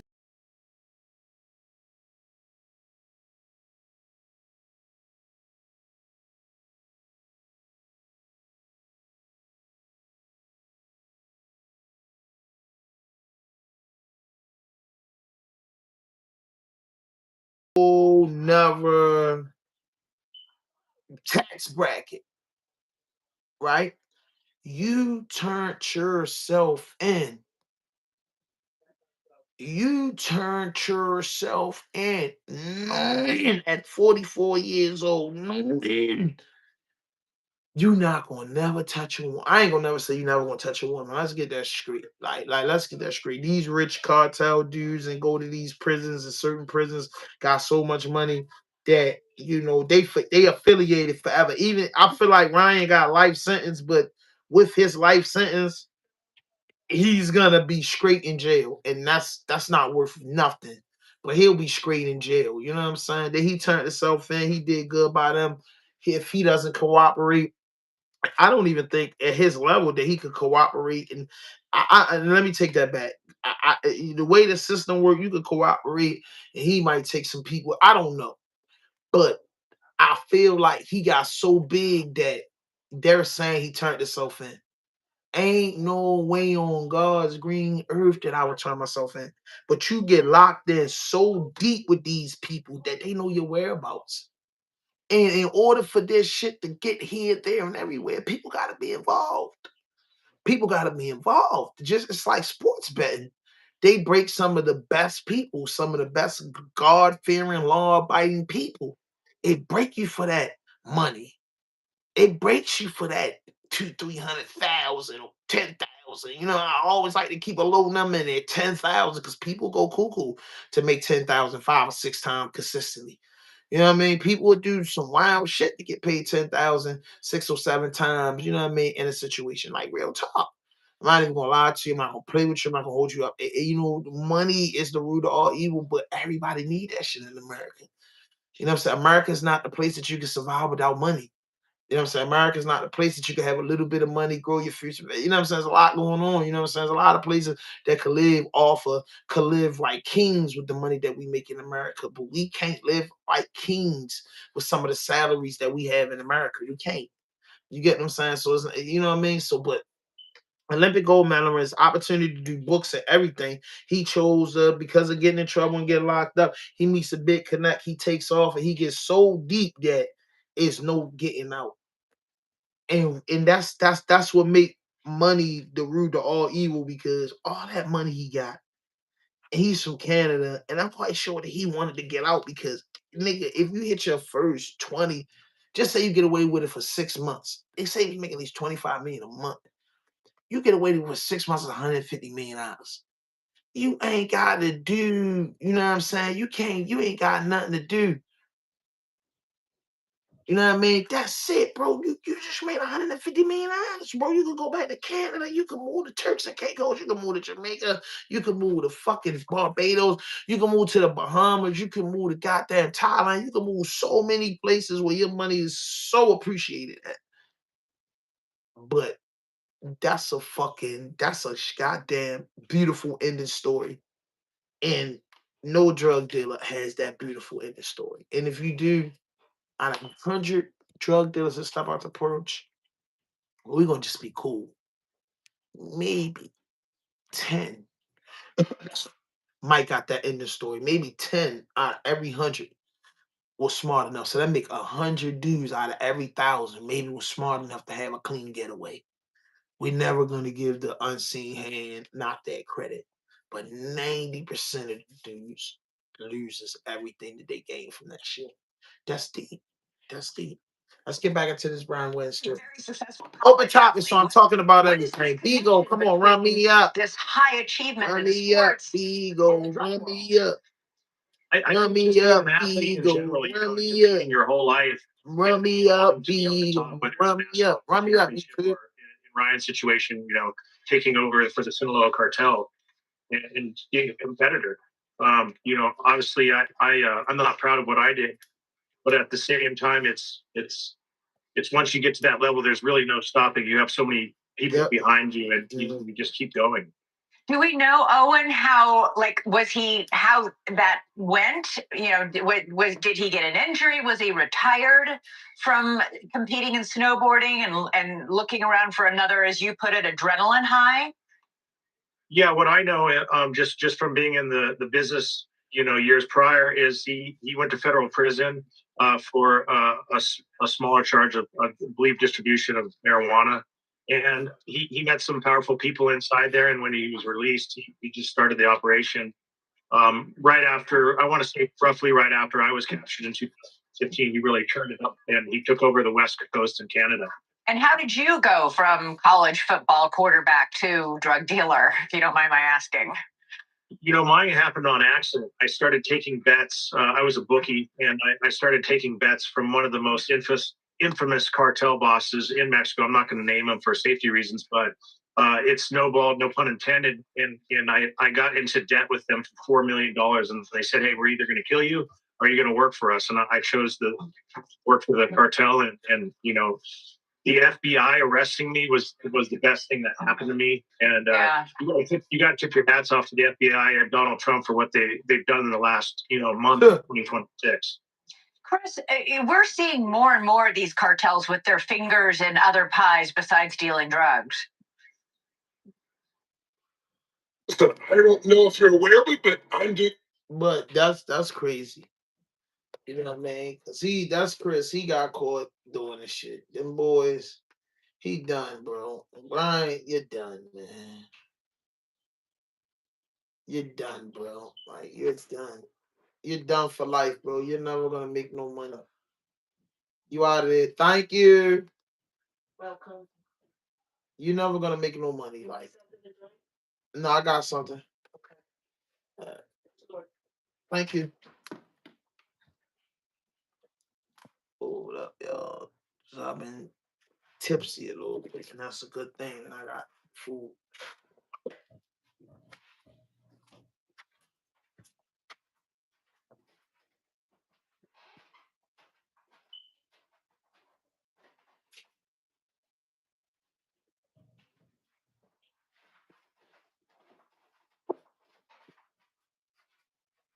Yep, y'all. So the one thing that they say that you're not supposed to do on YouTube is eat with shit in me. Slow down, I'm gonna eat. Bismillah.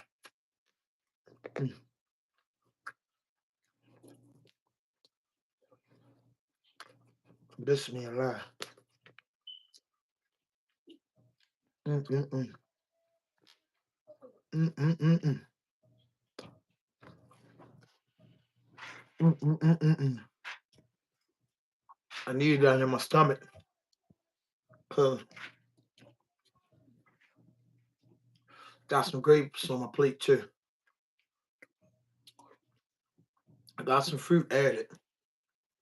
Got some fruit added. Helps the digestive system.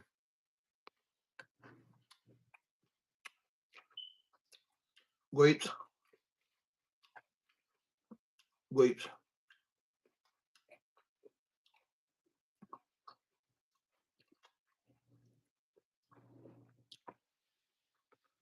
Mm-hmm.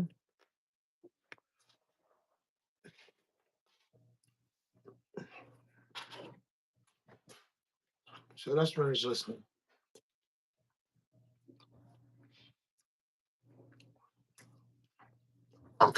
He was a ruthless guy. He knocked off multiple informants against him. And now here's interesting tidbit. He had this whole, of course, when you're running something this big. Remember, I'm just trying to give you a highlight reel here. I'm going to work on a more in-depth story and show you the pictures of some of these people tomorrow. He had an influencer. Well, there was a like a underworld influencer like magazine Instagram page, which I guess exists here, but in Canada, but Canadian criminals would actually use it.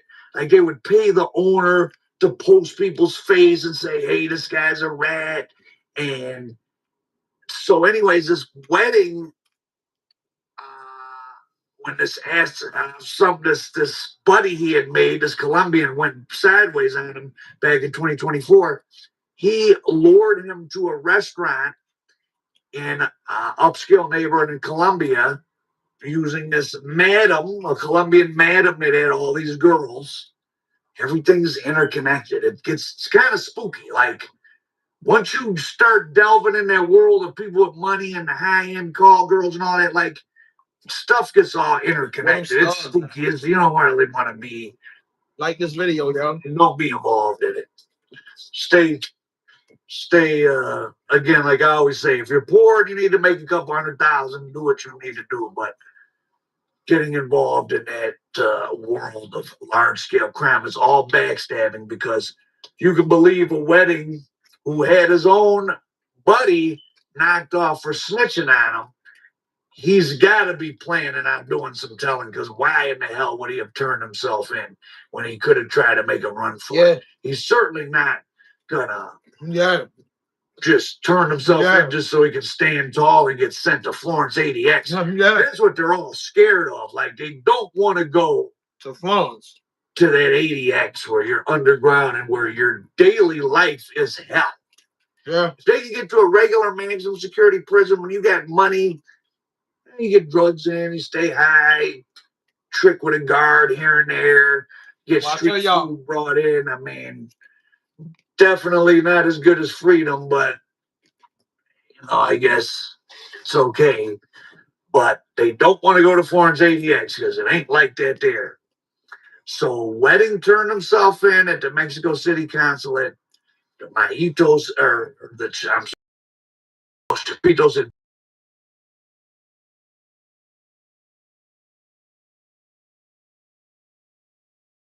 CJNG probably getting on. He's a guy that probably has hundreds of millions of dollars and hundreds of millions worth of stuff stashed around Mexico and other places. He's somebody you could grab up and give up, like, hey, I know you got 50 million in crypto somewhere. We're going to torture you. Where's it at? So he felt he's safer in the hands of the U.S. government than floating around South America with plastic surgery. Now, this guy had a whole team of people, in addition to the social media propagandist who ran that magazine. He had a guy called the Italian who was a former Italian special forces, who would train his hitman, his own sicarios, and his security forces. He had, of course, money launderers, accountants. He had a whole thing going on. The guy's been wanted for 10 years. And I guess at the end, they've been estimating up to, if it's 60 tons, that's 5,000 bricks a month. I mean, he had 10,000 wholesale. That's 50 million. Damn. Easy. Yeah. At the least, he's been turning in 50 million a month to the guy south of the border. That's a lot of money. That's $600 million. It's a lot of damn money. They may get yourself up. So, Wedding is in custody. Interesting to see. We're going to be able to feel out early on, did he do something like. So, you heard what bro just said. He just literally said that whoever took their protection off of him, he's so scared for his life that he turned himself in to the feds in the United States. That got to be idiotic. That's how deep you be in with that shit, bro. You in so deep with that shit that it's nothing you get. I mean, what you supposed to say? I'll be honest with you. What you supposed to stay and do? I'm just keeping it a buck.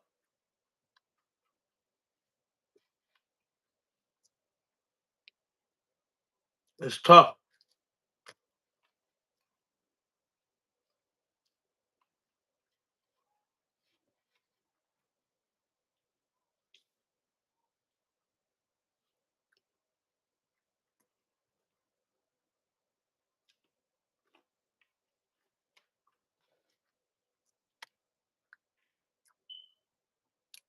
I mean, that's tough. I ain't gonna lie to you. To just give yourself up. I'm not doing it, bro. I'm not doing it. I'm not doing it, bro. I'm not doing it.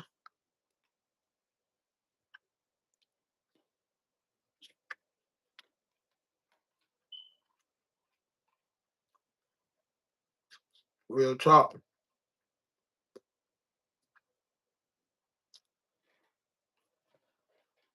He ain't got no Javante Davis charge. He's going for the rest of his life. And that's what I just told y'all. If He got his face changed too. When you look at him. Yeah, he got his face changed. Let's hear what Long Crown got to say about this shit. Hit that notification button, hit that subscribe button, drop a like. If you live in America, real talk. This breakfast was busting. Shout out to the lady for getting me right. Busting. Let's make it that better. Take a shot in the morning.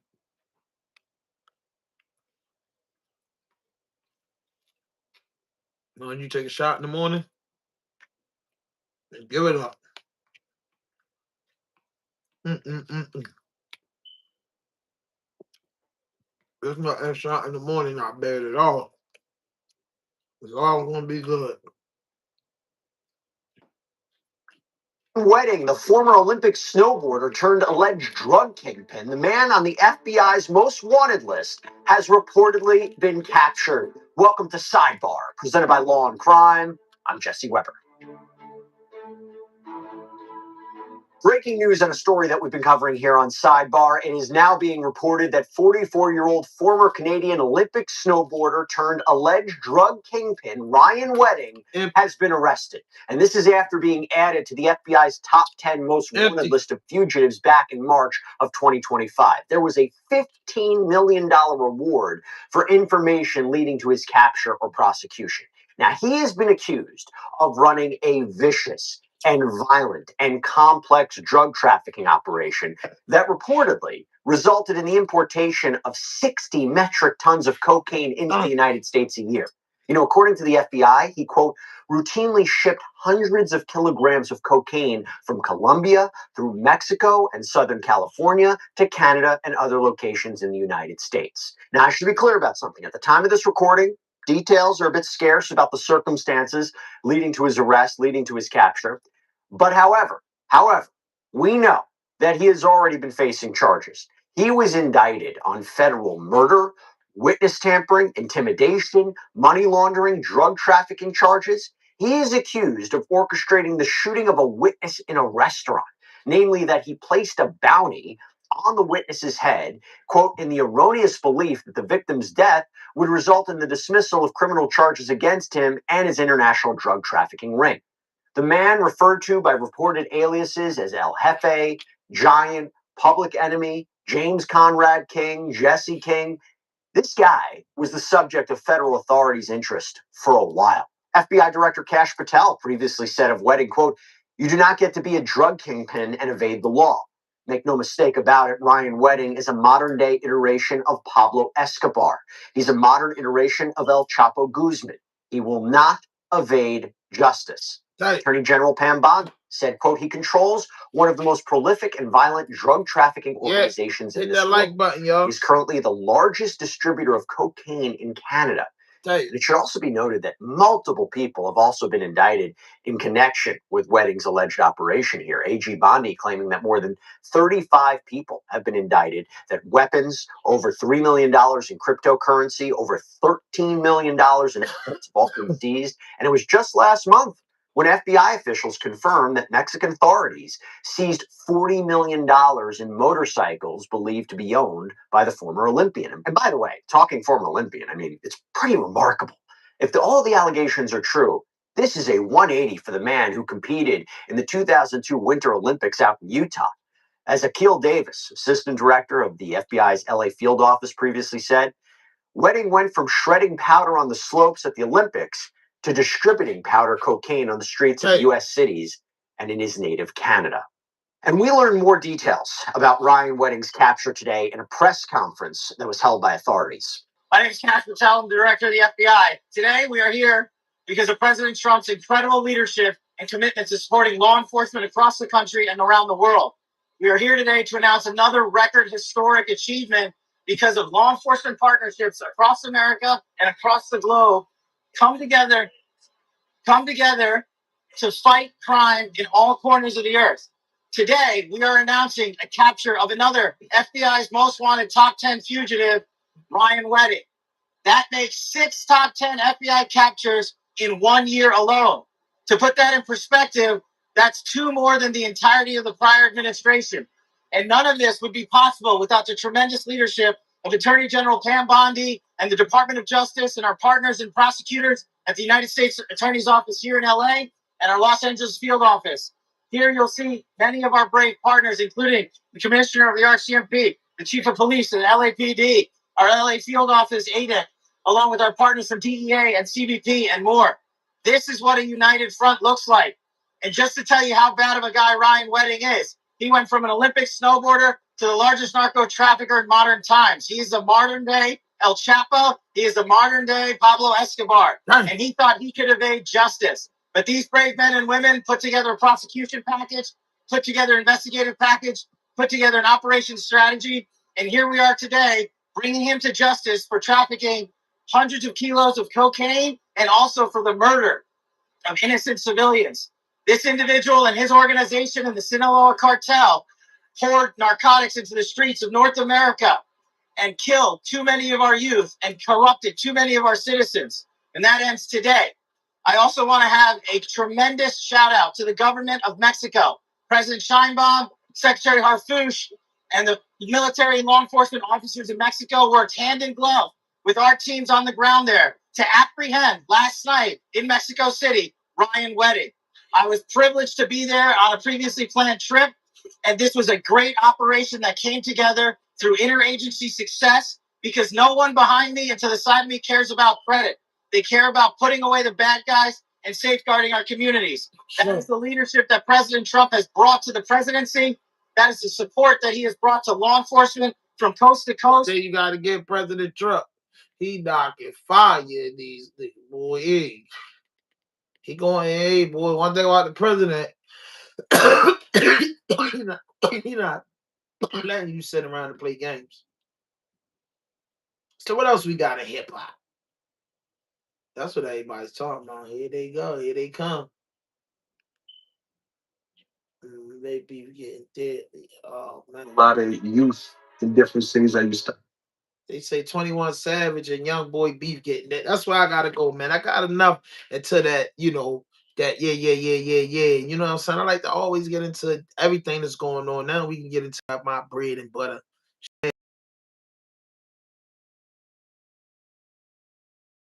See what's going on, though, you know.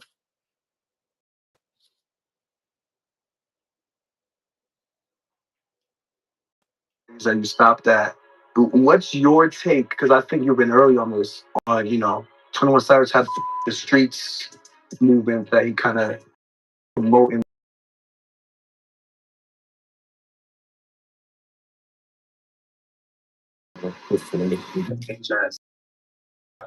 Motherfucking night. Don't think because a nigga trying to change that. Yep, you just heard 21 Savage go off after being called out the Great Slime himself. And it looks like this dumb beef isn't ending anytime soon. See, we're about to bread down everything in this beef and how things are escalating fast to the point bodies might start dropping soon. So what the hell happened? Let me break it down for you because this story got layers. All right, so to understand how we got here, we got to rewind a bit. 21 Savage been on this whole the streets campaign for a minute now, right? My man's been traveling to different cities, talking to the youth, trying to get them to leave the gang life alone. On the surface, that sounds positive. Can't nobody hate on trying to save lives type shit. But here's where it gets tricky.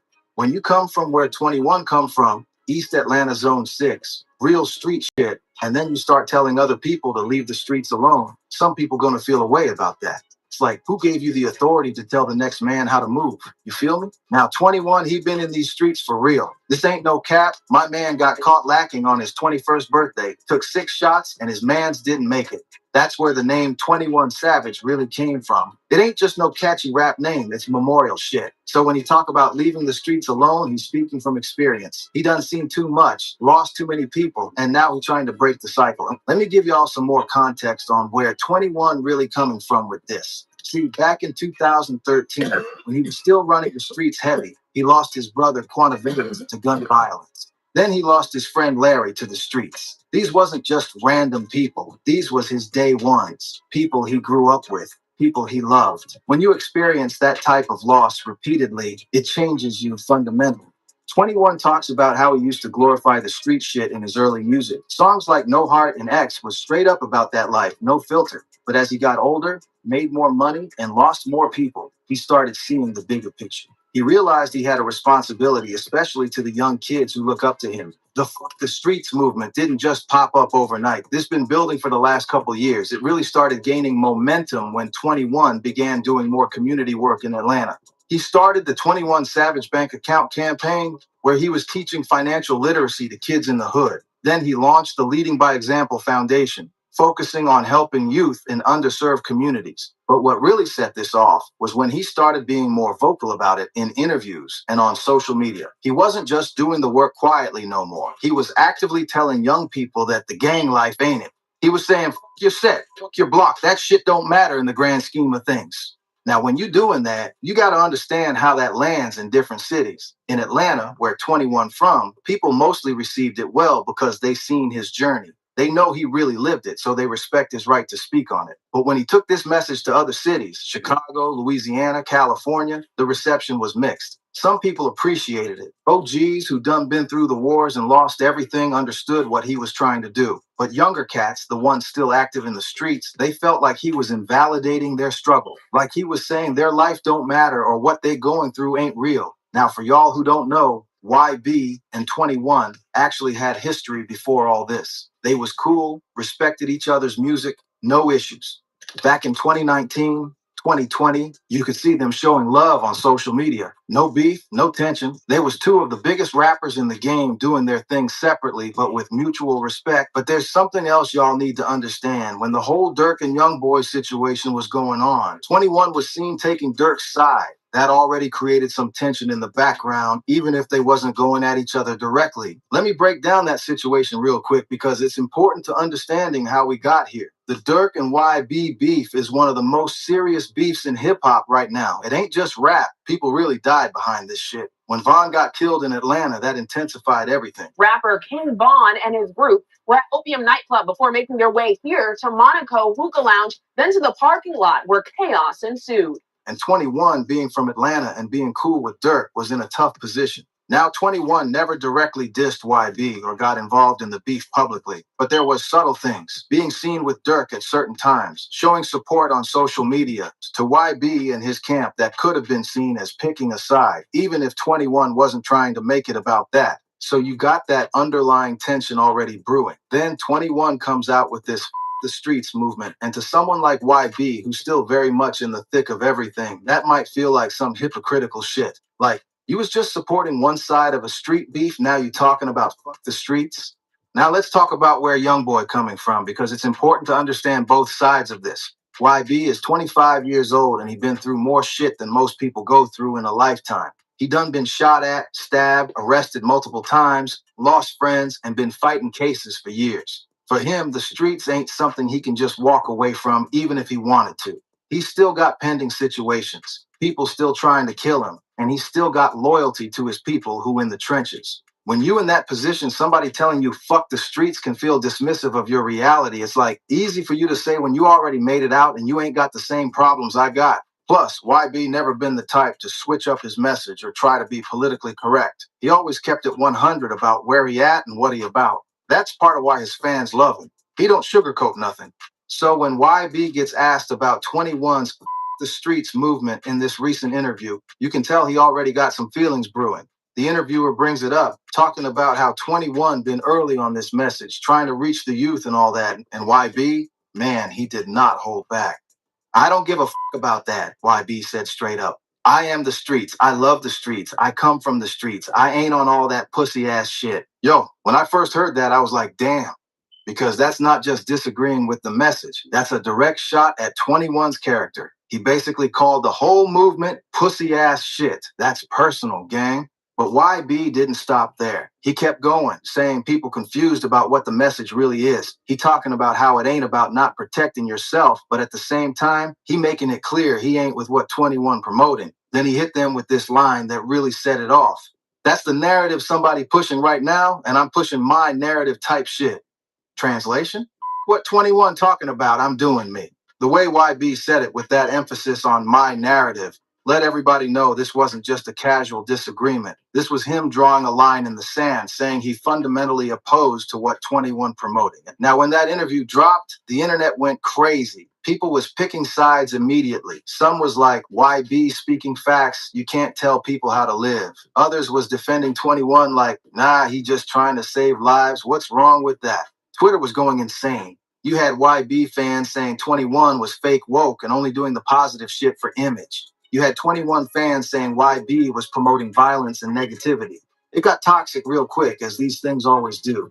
But here's what really got everybody's attention: the timing of all this. Because just when people thought it couldn't get no messier, 21 Savage decided to respond. Now, this is where we got to pay close attention, because what 21 said wasn't directly at YB, but the streets knew better. Let me paint the picture for y'all. 21 hopped on social media looking heated. My man was in his feelings for real, and he started going off about people saying his name and talking about the streets. Now, technically, he was responding to Fivio Foreign, who had been dissing him, but the timing, right after YB's comments, come on now, y'all know how this works. See, Fivio had made some comments about 21 earlier, saying he wasn't really street like that and questioning his credibility. But that was relatively minor compared to what YB said. So when 21 came out with this response, people immediately started connecting dots. 21 started off strong. Stop saying my name. Don't think because a nigga trying to change that, man. Y'all sit down somewhere, man, straight up. You could hear the frustration in his voice. This is somebody who really trying to do something positive and getting criticized for it from multiple angles. But then he really got into it. And this is where you could tell he was addressing more than just one person. He said, if you walking around with a 38, don't say nothing to him about the streets. If you 35 or older and been trying to rap since you was a teenager, don't talk to him about the streets. Now that part, that could low-key apply to Fivio. But then 21 said something that made everybody's ears perk up. Y'all niggas keep talking about all this fuck nigga street shit. Savage this, savage that, savage this. Savage shot one of y'all in real life. Y'all know this. Stop playing. Yo, that's a reminder to everybody. Don't get it twisted because he on some positive shit now. 21 really been about that action, and he wants people to remember that before they get too comfortable dissing him. Then 21 went even harder. Don't think because Savage on some positive shit that is, oh, let's talk about Savage every day. Let's talk about Savage all day. Nah, this ain't that. Y'all still get your ass up, straight up. That's a direct warning. He's saying just because I'm trying to be better don't mean I'm sweet. Don't mean you can keep poking at me without consequences. But here's what really got me. 21 went deeper into why he feels the way he does about all this. He said something that low-key exposed a lot of these rappers talking about the streets. Y'all ain't seen enough in the street to even feel how I feel about the street. That's where the disconnect come in at. I don't give a fuck about what your partners did. I don't give a fuck about what your hood did. I'm talking to y'all. Y'all as individuals, y'all ain't did nothing in the street. Now that's different because what 21 basically saying is a lot of these niggas talking about street shit ain't really been through it themselves. They just around it or they know people who about it, but they personally ain't lived it. And because they ain't lived it, they don't understand why he trying to get people out. This is a crucial point that a lot of people miss. There's a difference between being from the streets and being in the streets. There's a difference between knowing people who did things and actually doing things yourself. And 21 is calling that out. He kept going. Y'all ain't cried enough. Y'all ain't lost enough. Straight up. Man, you could feel the pain in that statement. That's somebody who done really lost people, who done really had to bury his friends, telling other people they don't got the credentials to speak on what he's doing. Then he hit them with the reality check. Y'all better stick to rapping, man. Basically saying y'all ain't built for the conversation y'all trying to have with me. Y'all should stay in y'all lane and just make music because when it comes to real street politics and the weight of that life, y'all ain't qualified to speak on it. And here's where it gets even crazier. 21 started talking about people who claim to be street, but you ain't seen them in 30 years. People who be gangsters on Area 59, which is basically saying y'all doing this shit from remote locations, not really in the mix no more. Y'all be gangsters on Area 59, man. Remote location ass niggas ain't seen y'all in 30 years. That's him calling out the internet gangsters, the people who talk tough from a safe distance but ain't really active in their hood no more. Now let me break down something else that's important to this whole situation. When 21 says, how the fuck can you tell a nigga from a whole another state what they is? You don't even know. He's touching on something real. There's always been this thing in hip hop where people from one city try to tell people from another city how to move, and it never goes well. 21 is from Atlanta. YB is from Baton Rouge. These are two completely different environments with different gang politics, different street codes, different everything. But at the same time, violence is violence, death is death, and pain is pain. That shit is universal. So 21 might argue that his message transcends geography. Here's where we gotta zoom out and look at what this beef represents.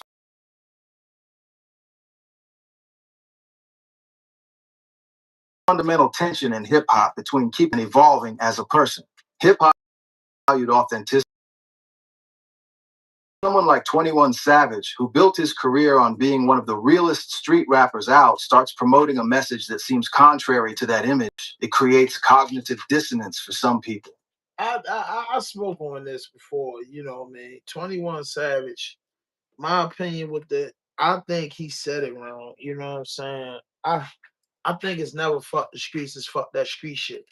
You know what I'm saying? Like, you know, you can save lives like that. You know what I'm saying? Because there's nothing wrong with, you know, telling, you know, the youth, you know, this ain't the way to go. But, you know, also if you from over there and you from out there and you not in area 15, you gotta know that it's still going on. It's still bills being paid, it's still lawyers being paid, it's still a lot of things getting handled in the streets.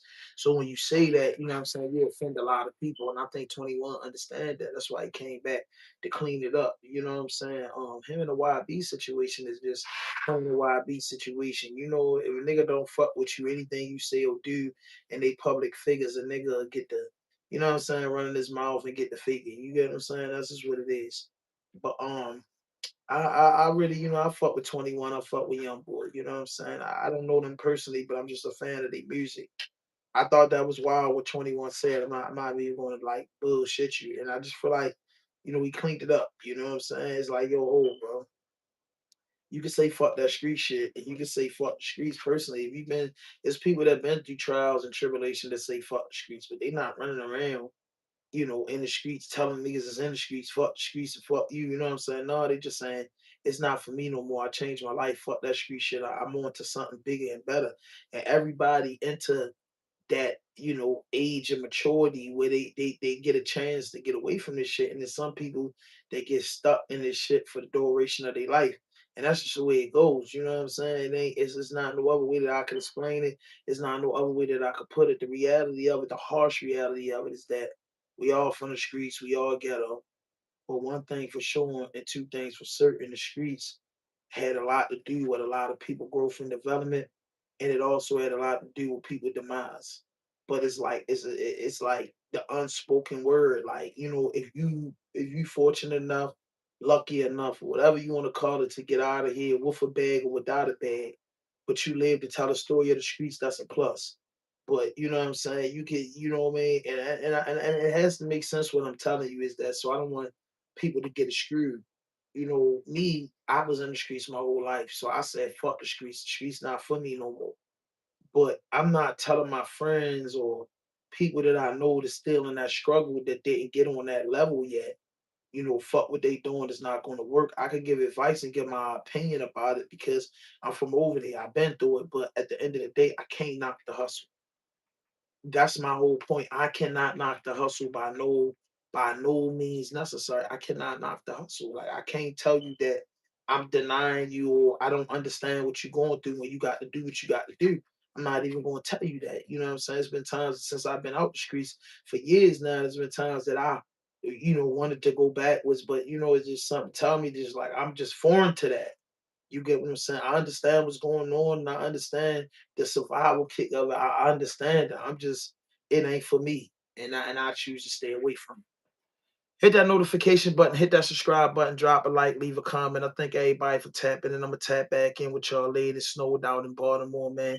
Get out here and see what's going on. Try to make some moves, man. No fuck shit, no fake shit, no foolishness. Anything you say can will be used against you on the internet. Raw Dope Podcast. Let's go.